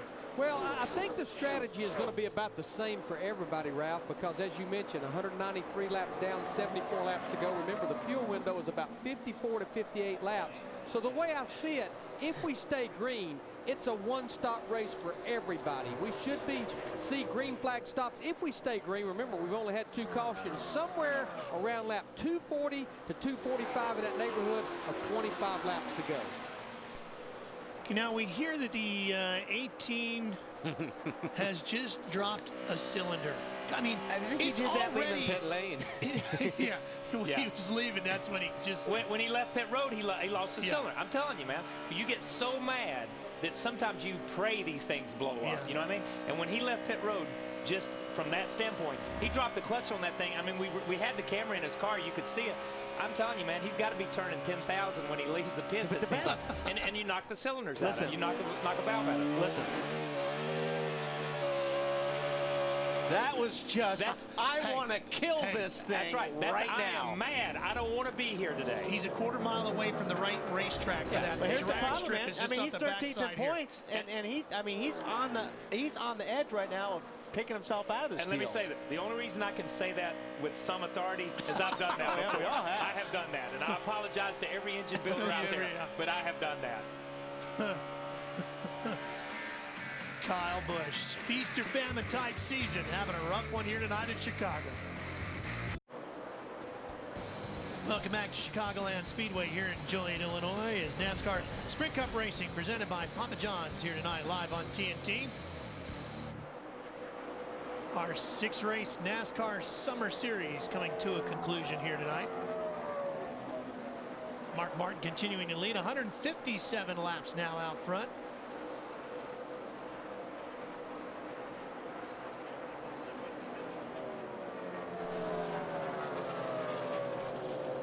Let's see the gap back to the 48. Jimmy Johnson is in second. There he is. He's just under 2 seconds behind Mark Martin.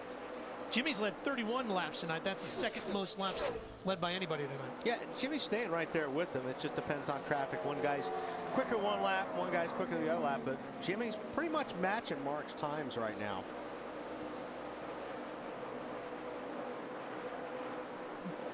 Here's Clint Boyer in the 33 car.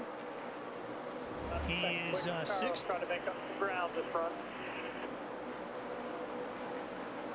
He's gained a spot in the points, Lindsay. He went from 16th to 15th the way he's racing here tonight.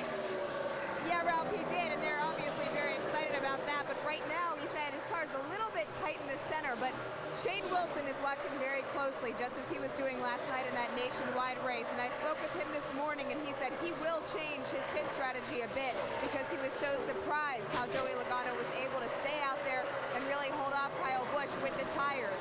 So that will be a huge issue that they start to look at as the laps wind down in this race. How do you guys think it'll impact things? Supposed to do more than just shrug your shoulders. I'm trying to figure that out. Yeah. You know, this isn't not on the camera. You guys are, I mean, he's sitting what, 6th spot right now? It's be a big point. So what is he out right now? If he's 15th in points, how far back is he out of the points? My scoring monitor only goes to 14th with the points. Let's see if we can get that for you. If 14th is Rudiman, and Kyle Busch is 13th, and he's already dropped 5 spots in the points. So he's 115 out. Yeah, and we need to correct something. Okay, we're being told now that Kyle Busch had already lost the cylinder before he come to pit road. So leaving pit road that hard, he didn't drop a cylinder, but that's just the frustration of hitting the wall, tearing the cylinder. Look, last time I broke a motor, tore a transmission out, and wrecked, I punched the cabinet and broke my hand and had to wear a cast on my hand. Okay, but wait a minute. About 6 weeks. Let's straighten something out. Okay, you had a bad just clarifying. You had a bad night. You had a bad night. I'm just clarifying. You dropped the cylinder before the pit stop. Before the pit stop. So you're still trying to blow it up when you're leaving the pit. You're still trying to finish it off, whether you did it then or before. I just wanted to clarify that it was blown up before he came down pit road. You're just trying to stick a fork in that thing. I'm just trying to clarify that. All right, well, let's clarify this. We're going to check out a fresh take brought to you by Subway Restaurants. Subway, eat fresh, and let's go down to Larry Mack, fork in hand, Larry. Well, Ralph, I didn't get a chance before the green flag to give you our normal race averages or race trends, and what we look at is the last 8 races here at Chicago, which has always been here 2001 through 2008. And 2, I want you to look closely at the longest green flag run, average about 77 laps. We're right about that right now since that last restart on lap 136. Of course, if we go to the end with 60 laps to go, we'll almost double that number. But the one I want you to look at closely, just look. Average last caution around 253 with 14 laps to go. In fact, all 8 races here that we've been here, we've had a caution in the last 30 to 35 laps.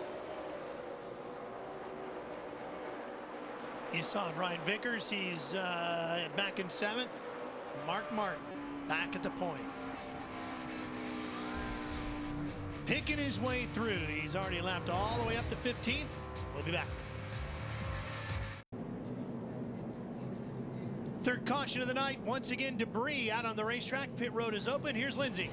And Ralph, once again, Clint Boyer is down. They will give him 4 tires and fuel, a quarter of a round of track bar. He said right now the car's pretty good. They're going to pull up, and hopefully this is the last stop, Marty. This will get Mark Martin good to fuel to the very end of the race. Top left of your screen and the triples there. He said, I want a quarter round down of wedge. That's it. Need to be a little bit better at the beginning of the run, Matt. Jimmy Johnson and Casey Kane, 2nd and 4th on pit road. Both have the same issue. Both need to be much freer over this run. Great stop by the 48 guys. Who's going to win the battle off pit road? I think 5 got him. Yeah. It was close, though. Not by a lot. The free pass, by the way, is going to go to David Rudiman. Here it is. 5, but not by a whole lot. We'll be back. for the double file restart after these words. Wrapping up the third caution of the night. They've only had 12 laps under caution. For the wave around cars, Ambrose. Bunch of them going around. Like half the field. Yeah, and there's Mark Martin. 170 laps now out front tonight.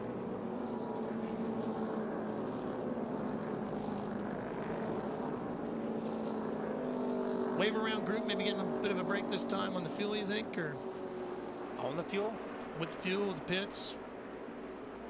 A break? No, why would they be I wouldn't getting say a a break. I wouldn't say a break. I would say they're in a worse position. Worse position. Because you're sitting here, these guys that have pitted have their fuel. Yeah. And they can probably go to the end unless there's a green-white checker, or unless, you know, they're going to be right there.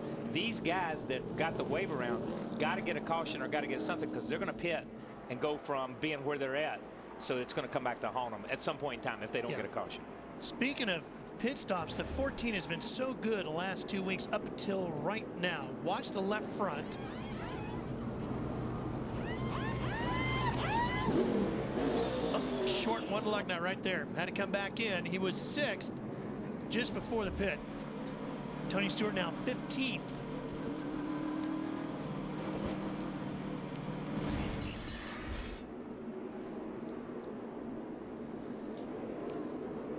I think the cool part about that shot was you saw him with his hand up in the wheel as Tony began to drive away, and then he snatches it out. That's how those guys have to be on top. Even when you make a mistake, you got to be on top to keep somebody from getting hurt. Green flag is out.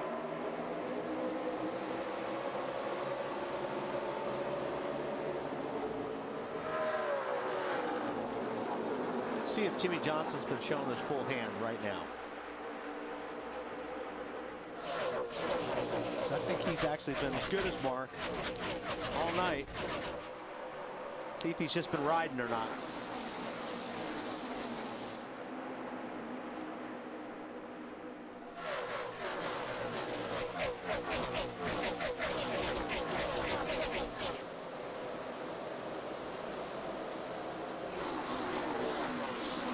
Well, Jimmy Johnson brought the same car to this racetrack that led 146 of the 200 laps earlier this year in Michigan. A very good race car. Earnhardt Jr. in the 88, up to 8th. Battling with Edwards and Kurt Busch. No, there's no room in the middle there. I don't know what he was looking at, but looked like the 2 car was going to try to split them. And Carl drove that thing down in there and let it drift up a little bit. And when he did, I think Kurt wanted to just look and see if, will this car fit there?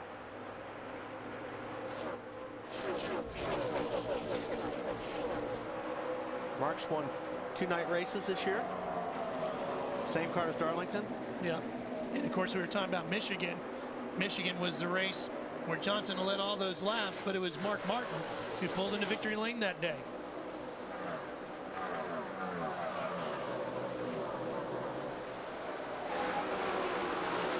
Ryan Newman in the 39 is in 13th. He's got Montoya in there with him. Harvick right behind him. Wow, that's it. No trouble. Third Hornish. caution as Hornish goes sliding through the grass. Push up into it. Oh. I don't know if he could see through the windshield and all that smoke. Any contact back there. Leaders at the line. Sam, caution's out.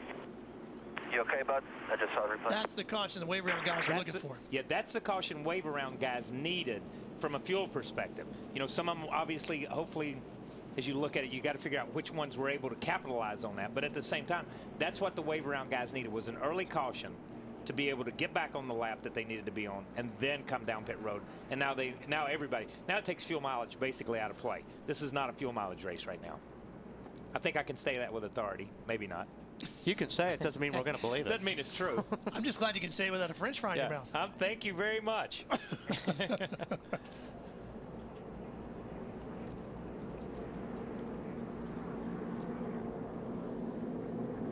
Yeah, the window net's down. We I see think Sam. he's just trying to get all his stuff off. These cars, you know, when you're inside these cars, you got a lot of stuff that you're hooked to.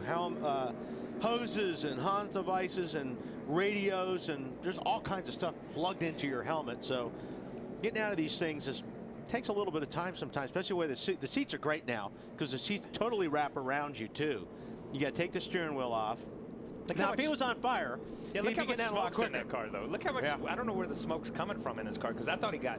I really thought the way it came out of the pack, and we've not seen a replay, that he got spun, that he got tapped, because he just kind of floated down through the infield into the wall. Usually, more like you got turned out of a pack. Usually, you get help on one of those situations. Take a look. Here's a great high shot. Sam was in 20th. It looks like the 20 car is underneath him, and he just kind of lost it, or he got hit a little bit. But yeah, Hornish was innocent victim there. He just definitely got the short end of the stick. Yeah, it was not Sam's fault at all. See the 20, he's in the gas, and as he comes up the racetrack, oh man. Man, hey, that thing really took a right. Yeah, it took a dead right on him. It's hard to say whether somebody got into Joy. That's what it almost looked like. Somebody got into LaJoy and got him turned, because that's a big turn to the right. Yeah, Logano just kind of took off up the racetrack. Oh. Yeah. Now that's what the guys see right behind that. You saw how blank, how the screen just went to nothing. That's a bad part, when you can't see anything and you know you're going to hit something. You just don't know when you're going to hit it. Sam did get out of the car. He's walking back. Catch a ride in. The one car, Martin Truex, is going to get the wave around, or the free pass, I should say. And we'll return to Chicagoland after this. NASCAR Sprint Cup Racing, brought to you by Off Track with Tony Stewart, presented by Armor All, an exclusive video series that puts you behind the scenes with racing superstar Tony Stewart. To watch now, go to NASCAR.com/ArmorAll. Let's check in with Larry Mack for his rankings for tonight's AT&T fastest pit crew here at Chicago. Well, there's no question. We got to go with that 5 group. Alan Gustafson, of course, they've had an awesome race car. They've been flawless on pit road, so we're going to have to go with that group. And how about Denny Hamlin? You know, you look at his last 5 races, I think he's had like 3 or 4 top 5 finishes. Mike Ford in that group got him sitting up there in 3rd. And you know what? I have got to tip my hat to this group. I talked about him earlier. That 98 car, Paul Menard, Larry Carter, the crew chief, sitting up there in 7th. Obviously, their car's been good. Their pit stops has went right along with it. Fans, we want to hear from you. Cast your vote for the AT&T fastest pit crew of today's race. From your AT&T phone, text in the car number for the pit crew you think is the fastest and most valuable in this race to 2258. Getting ready to come back to the green. Double file restart, ready to go. We were talking about the 9 cars that did the wave around. The only guy that really benefited out of it was Keselowski in the 25. He was the only wave around who got back on the lead lap. Truex did, however, get the free pass. Here we go again.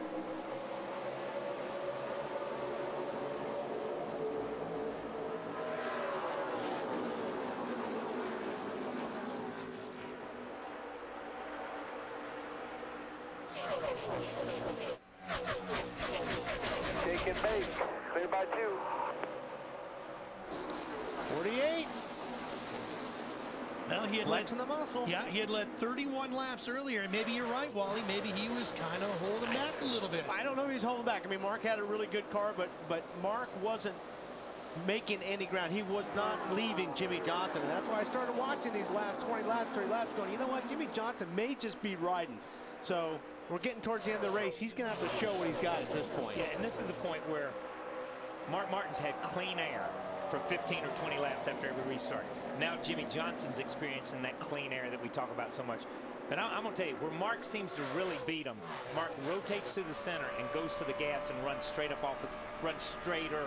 off the corner than what Jimmy or anybody's been able to do all night. Lindsay's caught up with Sam Hornish. Sam just came out of the infield care center. Sam, first and foremost, are you okay? And take me through what happened. Yeah, I'm fine. It's unfortunate for the 1-1 Dodge for sure, but I don't know, the 20 car just pushed up into us, spun us around, and you know, slid through the grass forever until we hit the inside wall, and then I couldn't get it refired, so I had to come back here. But I don't know. I get raced pretty hard by the 20 car, so it's about normal. Well, the 20 ended up. Oh, no! Caution is out. Caution's out. Oh, man, there goes And clobbered by Speed. And Menard was already the first car involved. Wow, that's a big hit right there. That's good. You heard him say, "Are you all right?" And you heard him say, "Yay, bub."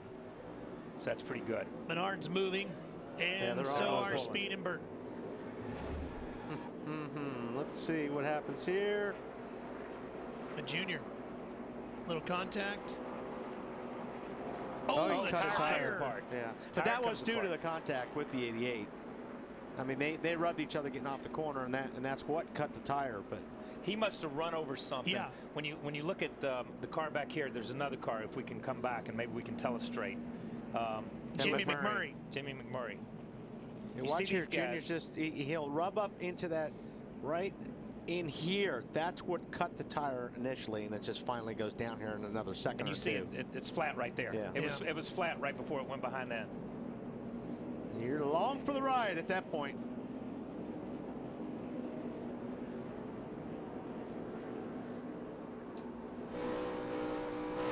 Outside at your door.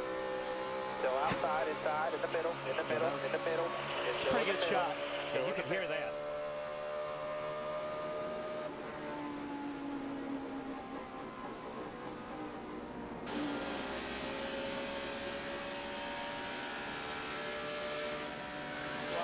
Low, stay low. All right, come on back up.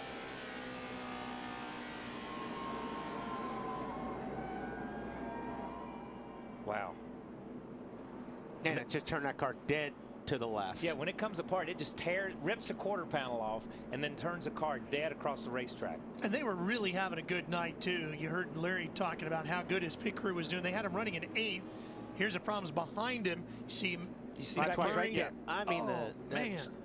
But you see McMurray and those guys, they just ran over the debris that came out from under the 98 car when he blew the tire.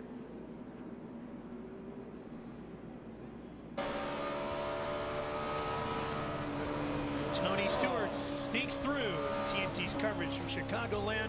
We'll be right back.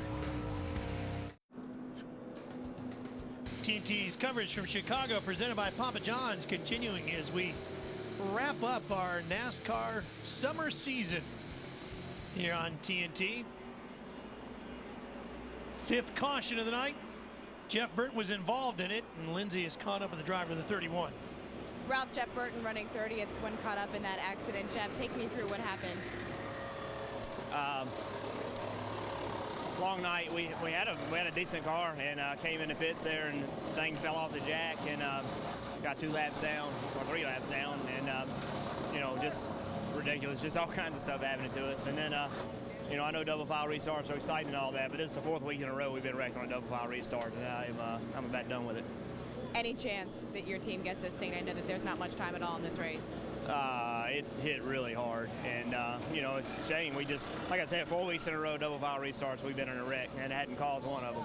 And you know, it's I know it's exciting to watch and all that, but I've had enough of it. Jeff Burton obviously frustrated about the new rule, Ralph. Yeah, apparently not a fan. No, and I thought he did a good job, because when she first asked him the question, he wanted to say something then. And he hesitated for just a few seconds, took a sip of his Coke Zero, and then said, okay, I'm just not a big fan of it. Yeah. Jeff has been running at the finish in all 18 races so far this season until tonight. Nobody's gonna take my car. I'm gonna race it to the ground. Nobody's gonna be my car. It's gonna break the speed of sound. I love it. I need it. I bleed it. Aerial coverage provided by Goodyear, the official tire of NASCAR. New Fuel Max tires help you have a winning fuel strategy. Closing out our 5th caution of the night. It took us 211 laps to get 2 cautions in earlier this evening. Since then, we've run, what, another 56 laps or so? We've had 3 since then. 48, the leader, chooses the outside lane. That's a little bit surprising, you know, just knowing how good the 5 has been on the bottom. Yeah. The only thing you really got going for you, if you're the leader, is that you are going to get a little bit of a jump, because the 2nd place guy can't beat the leader to the start-finish line. So maybe, you know, Jimmy Johnson's thinking he's going to have enough momentum to pull out in front of Mark on the exit of turn 2. Well, we're about to find out.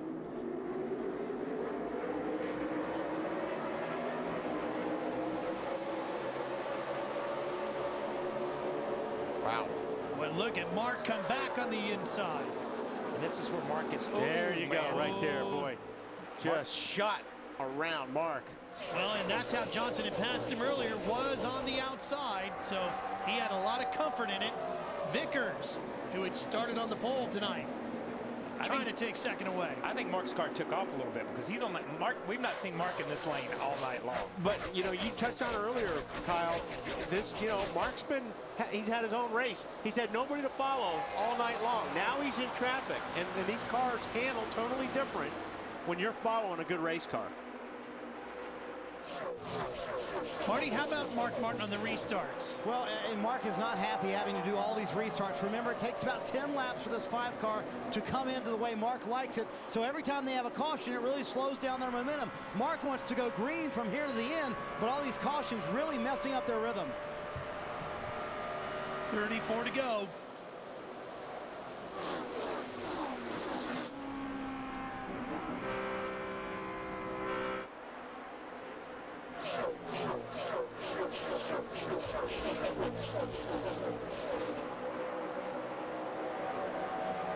Newman and Keselowski battling over 10th position.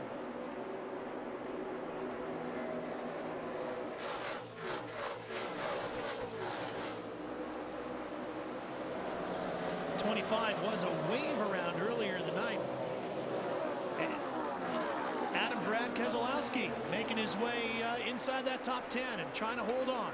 And I guess we shouldn't be surprised, Ralph, because coming into tonight, he had been in the top 10 in 3 of his last 4 Cup starts. The only hiccup coming last week at Daytona when they had some problems involved in an accident. This kid has struggled qualifying, but you put him in the race, he can get it done. They have taken advantage of a good race car tonight, a little bit of racing luck, and here he is again with an opportunity to be in the top 10 for the 4th time in 5 races. That's a major statement for a team that runs part-time. It is. I mean, they struggled at Dover because they missed a show at Dover. Yeah, the one. I mean, but I won. But when he gets in the race, he does run darn good. He runs good. He obviously won Talladega and the 09 car. But you know, the one thing is, here's a wave around car running in the top 10. We saw the 42 car at Pocono in the first TNT race. Wave around car finishes in the top 10. We've not had a lot of wave around cars this year during these 6 races. Once they changed and went to the double file, that have been able to capitalize on it. But the ones who have been able to use that rule to their advantage have gotten themselves back in the race and have had good finishes. And I think it took a track like this in order for it to work out, too. Well, this is the majority of the racetracks. When you start looking at the mile and a half racetracks, you start looking at those, then you end up with 10 or 12 or 15 racetracks, which is the heart of what the season is. It's not the Daytonas. It's not the Poconos. It's not the road courses and the short tracks. This is the heart of what the racing is. And if you can capitalize on the wave around here and make that rule work for you, that's a big deal. Tony Eury Jr. working on that pit box of the 25, too, for Brad Keselowski.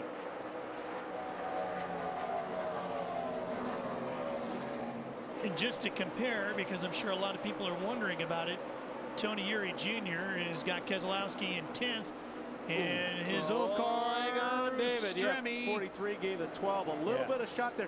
Looked like the 12 got in the corner, and he almost slowed down a lot. And all these cars came in really, really fast on him.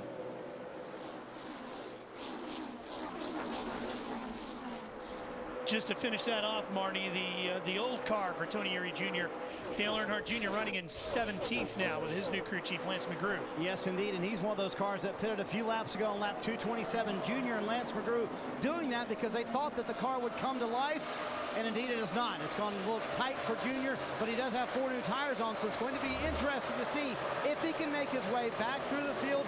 Currently in 17th, as you mentioned, Ralph, but hoping these tires can propel him forward a little bit. Okay, and let's go back to Junior a little bit. Here he is back at the top of the racetrack.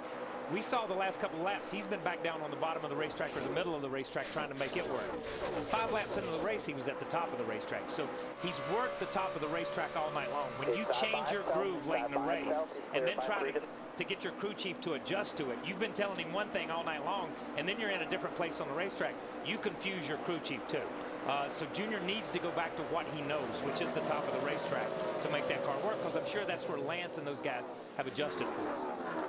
Yeah, I think he's, yeah, you're right, Kyle. I think he's searching right now. He's searching. You know, he's looking to see. I think he's trying to look for a couple of spots here to see if the car will be better down on the bottom or whatever you say. But you're right. I mean, right now, he's sitting in 17th spot, and the last couple laps have been about 7 miles per hour slower than the leader. So he's losing ground in a hurry right now. And, you know, the worst thing to do, and you know this, is to be 15, 20 laps to go, searching for a place to run on a racetrack. Too late for that. Yeah, it's too late. You've got to go ahead and establish where your car works best, and you got to commit to that. And that's what Mark, and that's what the 48, and that's what those guys have done. They've committed. Hey, I know the bottom works for me. That's where I'm going.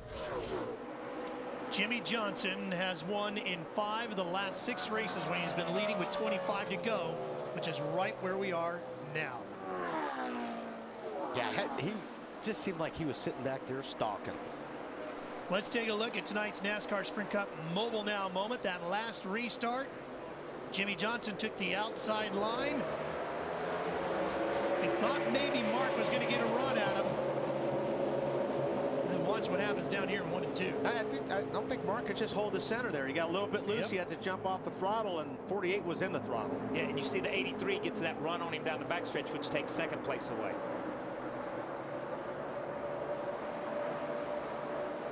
Find out what's happening now in the NASCAR Sprint Cup Series with live race radio, live in-car audio, and real-time stats on NASCAR Sprint Cup Mobile. Visit sprint.com/speed.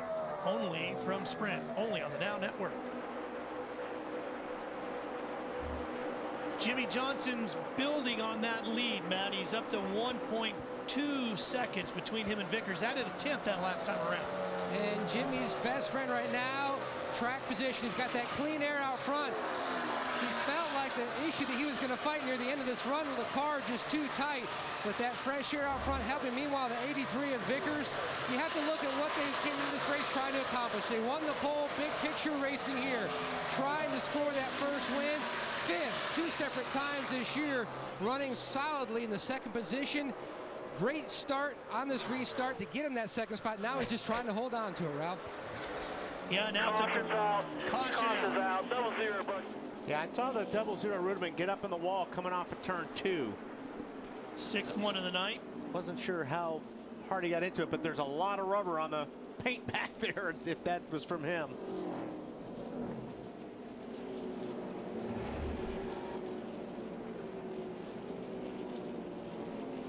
This is actually coming to the start. Okay, here we go. Just going into turn 1. Oh, he just got clipped a little bit from the 42 car. It looked like one got real loose down there and slid up the track on him. They were fighting over 12th position.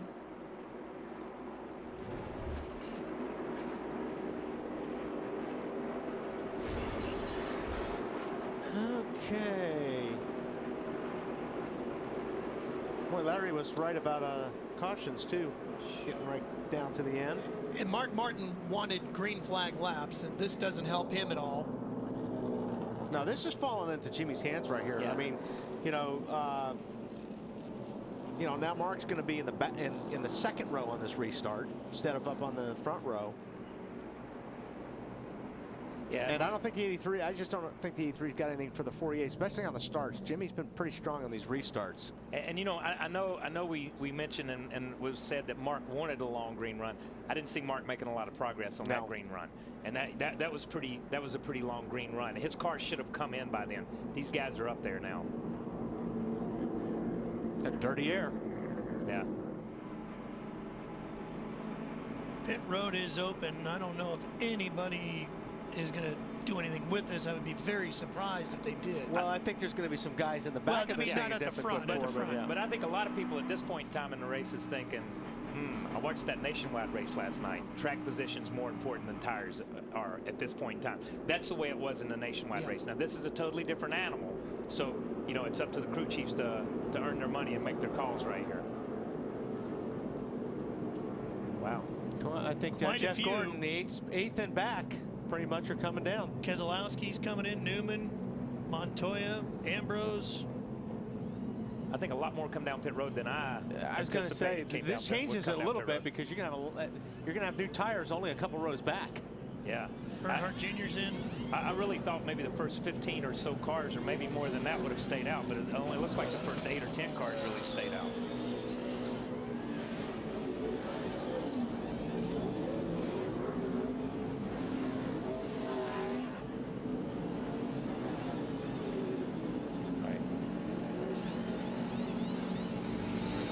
All right, well, the pit stops are completed. We'll be back for another double file restart right after this. NASCAR Sprint Cup Racing presented by Papa John's, continuing from Chicagoland Speedway here in Joliet, Illinois on TNT. The NASCAR Summer Series wrapping up here tonight. Our 6-race tour. 18 to go. Once again, Jimmy Johnson's going to take the double file restart from the point on the outside. He'll have Vickers to the inside this time, and as you said, Wally, it's going to be Mark Martin back on the inside now of row 2. Yeah, now, again, seems like every time we go to restart now, he's losing more and more of that clean air. It's, you know, we talk about it a lot. It's so important to have your car out front, to steal all that air so you have all that downforce on the front of your car. It just helps you through the corners. It helps put pressure on your front tires. And it gives you grip. Whoa, and he gets them sideways. Jimmy Johnson's got Hamlin inside. Hamlin pushes him high and comes through as Johnson loses a bunch of spots. And now Vickers goes to the front with Mark Martin trying to shove him through. Just getting ready to say, Hamlin got a great start. He pushed the 48 all the way down into turn 1 and then pushed him out of the way coming out of the corner. Oh, it's not over. I'll tell you what, there's a lot to prove right now at the front, isn't there, those two guys? I'll tell you what, Jimmy Johnson did. There, contact. What's the foul call? There he What's goes. the foul call? He's going to say, see ya. Clean air. There's that clean air he's been searching for. Clean air for the foul car. They all gave it back to him. Oh, look at Jimmy Johnson. Jimmy Johnson and Kurt Busch. I don't think Kurt knew that Jimmy was there. Kurt was trying to get away to the inside and clear the 83 car, and just Jimmy was there. Oh, more contact, more paint rubbing, and Jeff Gordon dives to the bottom to try to avoid it all. That looked like a comeback to me. Kurt's got a tire rubbing right now. Yeah. Yes, he does. Yeah, that's gonna be big right now. Still out there. Oh, and is that Boyer in the 33 with Keselowski in there too, and Keselowski goes all the way to the wall. And Keselowski looks like he's got trouble because he's slowing and getting way out of the way. Smoke still coming off of the 2 of Kurt Busch. Boy, how fast things change. Wow. I mean, you got a guy checking out in the 48 car, and now he's in 3 wrecks within 1 lap. Yeah. They just don't throw a caution for anything. 2 cars rubbing tires, and Mark's back out in clear air and running away from the 11. And the 83 and the 48 that were the main contenders in the race all night long have dropped back. Kurt Busch was in 5th. He has dropped to 8th, and the tire's still rubbing, now 9th. Keselowski was running at 11th.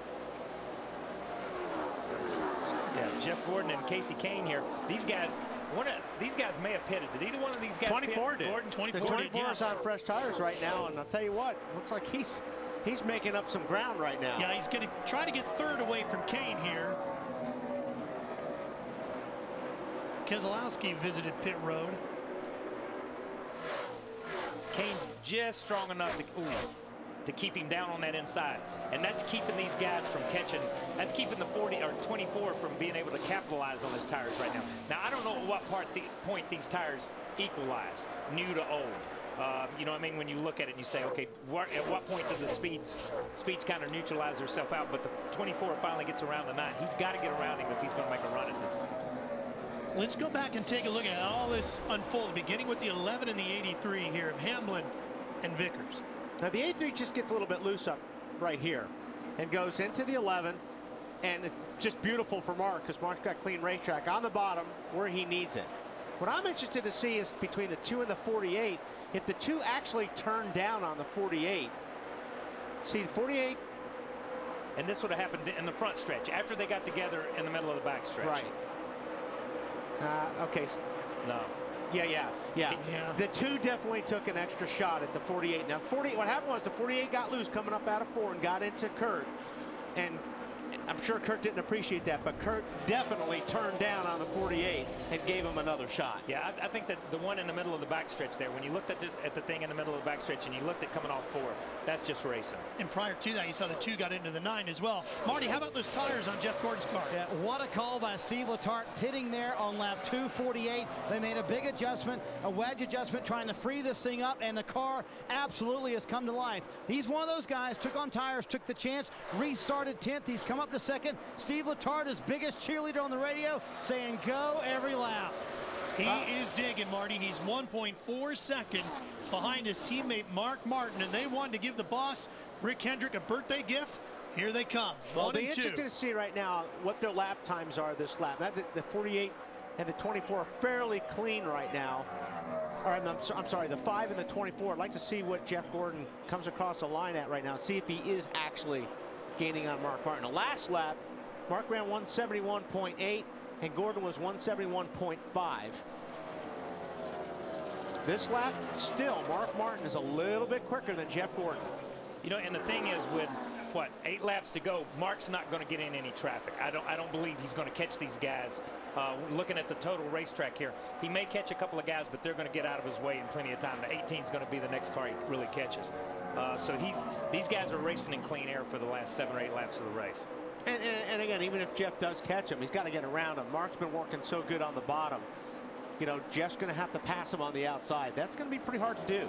Teammate battle there for 5th with Newman and Stewart. 7 to go.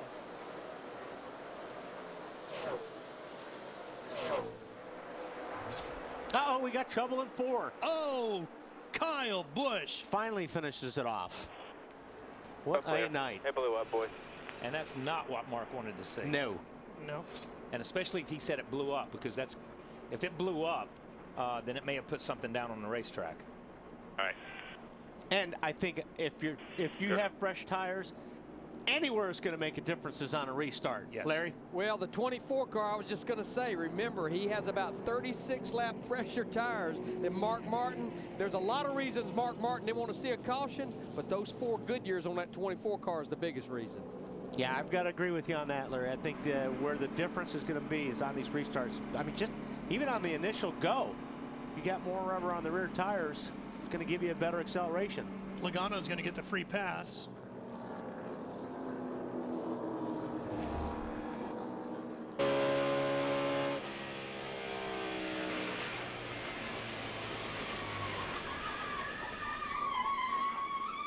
Yeah, he just went in the corner and it blew. Actually, I'm sure yellow. all kinds of stuff blew out the bottom of that race car and got on the rear tires. And there's not much you can do when you're going down the corner and the engine blows. And you could hear it. That was good in car because you heard it just kind of bog itself down as it turned around. And that's just the engine just locking up and seizing up.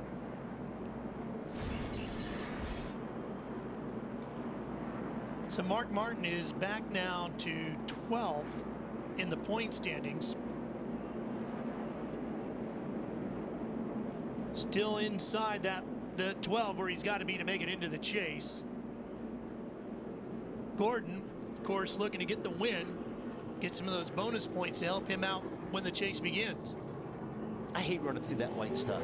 I know, man. You know, because when you're out, and it may not be, but when you're driving and you've been racing out there and your tires are hot and they want you to run through that white stuff, psychologically it's like, oh man, I'm screwing up my tires right now. It's sticking to my tires. Marty, what are the crew chiefs thinking? Alan Gustafson and Mark Martin making a little conversation here about which lane they're going to pick. I think Mark's going to pick the outside here. How worried are you about those new tires behind you with your teammate? You know, I'm worried about the tires. I'm more worried about the double file restart. These guys on this Kellogg's Carquest Chevy have done an awesome job, awesome pit stops, and Mark's drove his tail off. Had a great car, you know, but that's what makes these races so interesting, so good for the fans.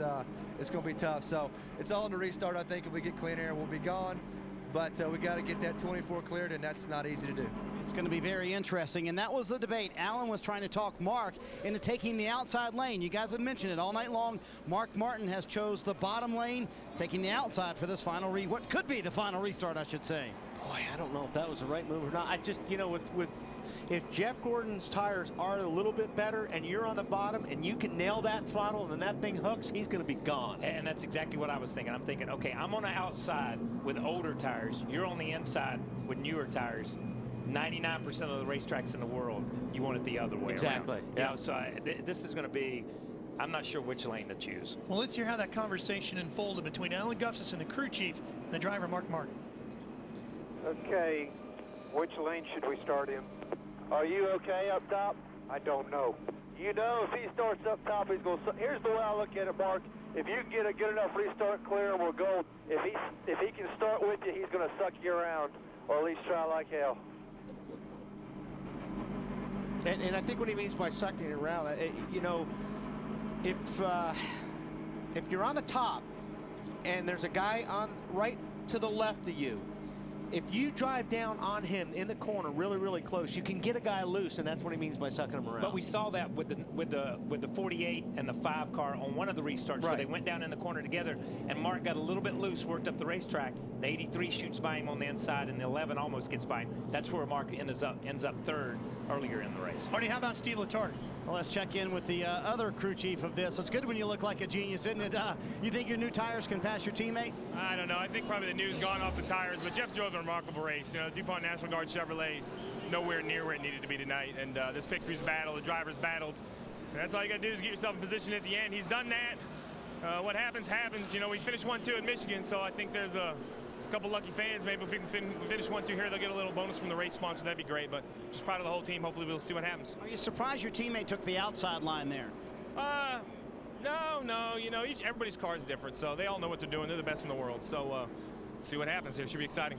Be about, what, 3 laps to go when we get this green, guys? This is going to be fun. Yeah, Marty, that's about right. And we went to try to talk to Kyle Busch after he made it back down to the pit area after finally seeing that car let go on him, but he didn't want to talk. He's not feeling too good after breathing all those fumes.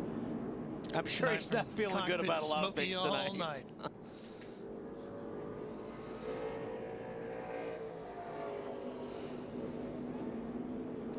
Well, you can only imagine the things going on inside the minds of these two drivers. Yeah, but, you know, we're getting ready to have a great finish here tonight. Let's go back 1 week. Take a look at that finish at Daytona. What did you guys think about how that all went between Tony Stewart and Kyle Busch? Did you say that, Kyle? Okay. Let's read the question. Last week, Kyle said it was okay for 14 to take out. He didn't take him out, okay? He didn't take out the 18. The 18 right here. The 18 blocks left. The 18 goes black to block right, and he takes himself out. That's straight up racing right there. I don't care. Block me once, that's okay. Block me twice. We saw it at Talladega. We've seen it 100 times. You'll see it for 20th place. You'll see it for 30th place. The bad part about this is the scene you're seeing right here. The other people that it took out of this race. They were very fortunate and very blessed that no one was hurt. But Kyle blocked twice. That was a vicious hit right there when the 20 car hit the 18. But I'd say that's straight up racing. That is a racing incident that could have happened on the 5th lap, the 6th lap, or the 7th lap. I don't care. He's right. I mean, that's the way you have to race a restrictor plate race. I mean, if you're in front, you've got to use the mirror. And it's been like that. This isn't something new. This has been like this for 15 years. Okay, have I missed something here? But on Twitterville here, they're saying that if these guys run 1st and 2nd, there's $1 million bonus. No, you haven't missed something. Okay. That is out there because they finished 1 and 2 at Michigan. Yes. And LifeLock also sponsored that race. So LifeLock has put up a bonus of $1 million. So then you have missed something. Yes. I've missed something, and I apologize to everybody out there. I missed this, but this is cool. So I'm pulling for everybody in front of the 11 and the 9 car right now. I'd like to see somebody win $1 million. Just remember the 14 and the 39 also got fresh tires, and you see them in the picture as well, with Newman in 5th and Stewart in 6th. Here we go. 3 to go from Chicagoland.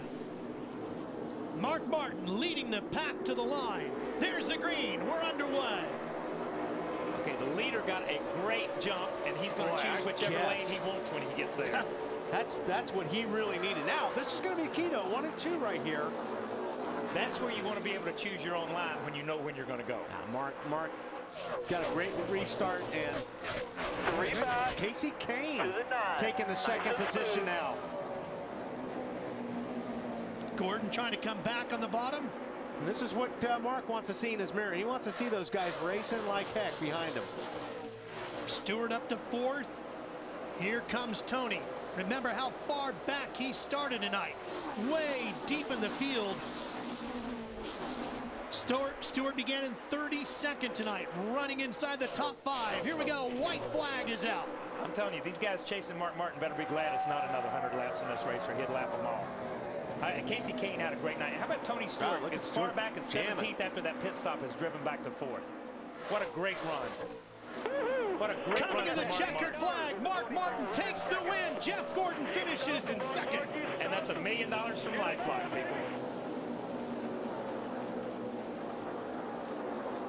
And that was a heck of a race, man.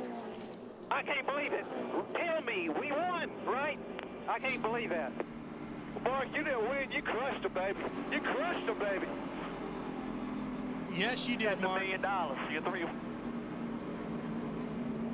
His 39th win and his 741st start. His 4th win of 2009, the most of all drivers, and his first win here in Chicagoland and his 9th start here. 7th different winner in 9 races here at Chicagoland. And he's 11th in points now. I'm telling you, man. 50 years old on a Saturday night, he still knows how to get it done. He likes these Saturday night races. Yeah, he does, baby. He does. How could you not when you perform like that? That's exactly right. I love you guys, man. Well, they wanted to give the boss, Rick Hendrick, a gift. They sure did. Top 2.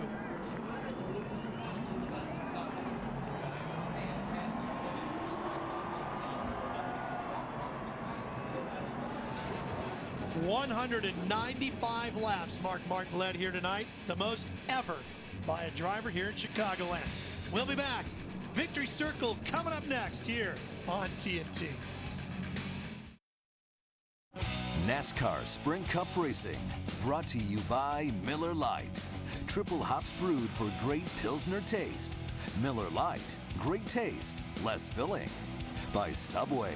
Head to Subway for fresh flavor and make it your own. Like a meatball marinara with jalapenos. Subway, eat fresh. By Aflac. Get the Aflacs at aflacracing.com. And by Toyota, moving forward.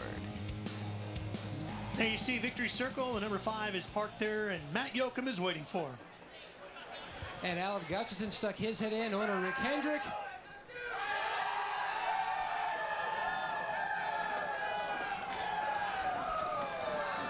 Oh, what a dramatic night for Mark Martin and this 5 team. Mark, you look at the restarts, you had trouble on one, you got the lead back on another, and then you smoked him on the final one. What a dramatic night. How would you describe this night for you? I've been watching Hornaday. I had some nice restarts tonight. I just knew this double file restart was going to cost us. But I want to thank CarQuest and Kellogg's and Chevrolet and Sprint and Rick Hendrick and his race team. That was fun. That's what life's all about right there. These guys deserve to win. We could have parked the car yesterday with an hour left of practice. I knew it was awesome, but you know the best car doesn't usually win. The double file restarts are to mess the best car up so he doesn't win, to make it good for the fans, and it did, but we, luckily pulled it off anyway. Talk about big parties tomorrow. The boss man, he's got a birthday. My man Special right win. This is a big birthday present for him. I told him it would be almost his birthday by the time we got done here, so it's close enough, man. I'm so proud of him. He's gonna be a little sticky going home tonight, but it's all fun. And Mark, just over your shoulder, by the way, the family back there, the Musgrave family, you helped win them $1 million tonight with the LifeLock promotion. Man, that's what I'm talking about, LifeLock, and this was really special. Jeff, I saw Jeff coming, and I was like, man, get it. I was looking in the last corner back there. I wanted him to get it. That's really, really special. It's incredible what everybody does for us. I really once again want to thank all our sponsors, Sprint as well, and of course LifeLock. It's really special to make a fan a millionaire. And those two fans, the Musgrave family, Donna and Richard, going home with a big check as well. Adam? And Matt Martin's teammate Jeff Gordon finished right behind him. A great call by your crew chief to get you some tires. A nice rally late. What was the difference at the end, Jeff? Well, we had our struggles. We had a good car. We were just a little bit too tight there at the beginning, and we were making adjustments. And then Carl Edwards and I got racing really hard, and he got loose underneath me, and we about wrecked. So we had a long battle from that point on. But what an incredible call that Steve Letarte made, and the whole pit crew just did a fantastic job getting us off pit road with 4 tires. And then it was just a battle with maneuvering through traffic, cars slipping and sliding all over the place. And that last restart, Mark went a little early, and I just spun the tires when I tried to get it going. It's still a great finish, 1-2 for Hendrick. Got to thank the Patriot Academy and of course DuPont. It's a privilege having them on board, and we certainly could use a night like this. And mile and a halfs are important in that chase, and we're running really strong and showing what we're made of on these tracks. Another solid run for Gordon, Lindsay. Adam, Casey Kane started the night in the 15th spot. You're taking home a 3rd place finish. How did you manage to get yourself up that far? Well, we had a great Budweiser Dodge. The first half of the race was really good. Those restarts at the end made it difficult.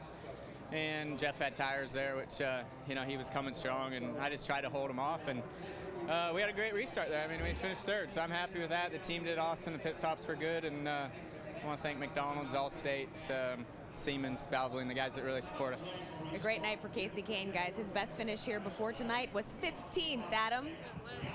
And Denny Hamlin in the top 5 for the 4th time of the last 5 races. You guys have been on a roll. We did hear from Jimmy Johnson, and one of the things he talked about was that restart when there was some contact between you two. Take us through that from what you saw, Denny. Yeah, I was pushing the 48, getting him to turn 1, and I let go of him once we got to the corner. But I was so close to him, he got loose. But it's just everyone going for a win. I mean, he'd be stuffed up under me, and last time I checked, he got into me in Martinsville. So either way, everyone's going for a win right there. He's had his fair share, and I was going for a win. The 11 has been on a roll of late, Lindsay. Tony Stewart, an incredible run tonight, getting all the way up to a 4th place position. Tell me about this night for you. I mean, it was good. I mean, to be able to start 32nd and work our way up to 3rd was an awesome night. And we just had one stop that we had a problem on the left front and didn't get all the lug nuts on. I had to come back in and then cut a right rear tire down, leaving the pits on the next stop. So had to come from the back twice, but really proud of everybody on this Office Depot Old Spice team, and proud of Ryan and his guys in the U.S. Army team also. Another top 5 for Tony Stewart. Party. Well, let's talk to Kurt Busch, who just came from the hauler, and some contact. You had a top 5 going tonight. Some contact with you and Jimmy Johnson. What happened? No, I felt like we had a good 8th to 12th place car. That's where our car's been running, and just needed to work on it, get it better. And the 48, we got run into at Sonoma. We got run into again. Starting to lose faith in his ability to be a 3-time champion on the track. I'm disappointed. I gave him room, and we got pounded into the fence, and had a left rear tire rub. Luckily, we got a yellow, got her fixed, and finished 17th. So a couple runs that were spoiled by the 48 car, so not digging it. They were able to get those tires back on and able to finish it tonight. They do finish 17th, Matt.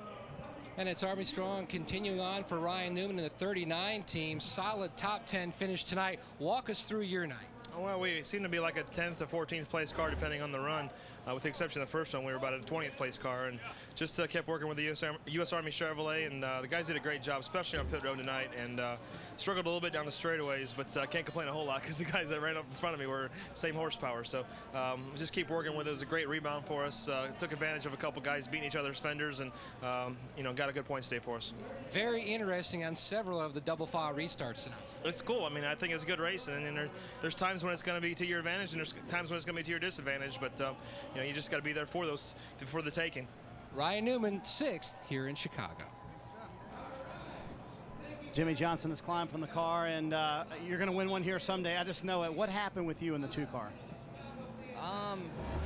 Heck, I don't even know. I think the 24 got inside of me and got me loose because he was on new tires, and 2 and I touched, and he body slammed me after that. So That was the least of my problems. The bigger problem I had was when I was leading and the 11 pushed me all the way through 1 and 2, and eventually I lost control of the car, and that's what put me back there. But I just started racing, so it's one of those days. I thought we had this thing won at one point, and then that restart didn't work out so well for us, and then everybody was out of control back in there racing, body slamming.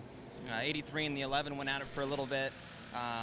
We were bump drafting down straightaways, and that was some wild racing. I didn't think we could race like that on a 1.5 miles. Well, the double file restarts as wild as you have seen them? I would say more so. I think we're all getting more comfortable with it. The car, you can actually lean on each other and really make bumper-to-bumper contact on the straightaways. And it's like a short track at 190. And I mean, it's great, but we're all getting more and more confident with it, and pretty soon we're gonna have some big pileups. Thanks, Jimmy. Yeah. Wally, I know as we take a look at the unofficial results here. Go ahead. Kyle, I love double file restarts. I love double file. Yeah, absolutely. And I love driver interviews, because as you look back on your career as a driver, you remember everybody that wrecked you, but nobody you ever wrecked. Yeah. Nobody you ever wrecked. I can't tell you anybody I ever wrecked, but I can list everybody that ever run into anything I was driving. A couple of notes as you take a look through these unofficial results. Hendrick cars led 253 of the 267 laps here tonight. This is their 27th 1-2 finish by Hendrick Motorsports, with Martin and Gordon finishing 1-2 the last 2 times. They had a great night. And, when you look at the top 10 and they put them up there for a minute, Montoya finishes 10th. He's just steady, man. He just keeps knocking them out. We talked about him in the beginning there. How about Ambrose? He's 11th, man. I mean, that guy, he's like a sleeper. Ruderman tore the wall down, and he ends up 11th. Yeah. You know what I mean? So these guys are just biding their time and the points. Next up is the points, and one I want to point out to you is Casey Kane gained 4 spots in the points tonight. It's pretty tight back there. If you look, I think Larry was talking about it earlier today. There's still going to be lots of changes between now and by the time we get to the chase back down there. Yeah, from 8th to 12th is 30. It's what, 40 points? Whatever it is, right in that range. And 13th is Greg Biffle, and he's only 4 out. Well, here it says 10 out. 10 out. Yeah, that's amazing, man. And you go back all the way to Ruderman in 14th. 76 out in 3 or 4 races. The way these guys are racing at this point in time is not a lot of points. When you get back to Brian and Clint, you may be borderline. When you get back to Marcos and Jeff Burton, I'm not sure they can make it without something catastrophic happening to some of these guys in the top 10. It's going to be interesting. It's going to be a lot of fun to watch as this race series continues to march on. Well, this is our last TNT broadcast of 2009, so a special thanks to our partners at NASCAR for all their support this season. To every engineer, technician, camera person, tape and graphics operator, along with all of those who are behind the scenes, this could not be done without you. To those that travel year-round and those in Atlanta that touch NASCAR.com and Race Buddy, we thank you. The executive producer of Turner Sports is Jeff Banke. The race producer is Barry Landis, director Mike Wells. Pit producers Jeff Sponge Randolph, associate directors Fran Morrison, Bert Bondi, Pam Serbaugh, and David Olszewski. The pre-race shows have been produced by Jeremy Levin, directed by Maceo Grant, coordinating director Steve Fiorello.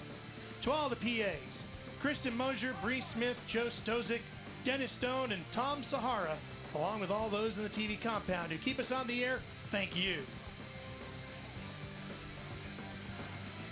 The Chief Operating Officer of Turner Sports is Lenny Daniels, and the President of Turner Sports is David Levy. Head to NASCAR.com right now for the NASCAR on TNT post-race show. Interviews, analysis, and more. Live now on NASCAR.com/RaceBuddy. Stay tuned for an exclusive sneak peek of the new TNT Series Dark Blue. Then see a special presentation of back-to-back episodes of the hit TNT Series Leverage. It all starts right now on TNT.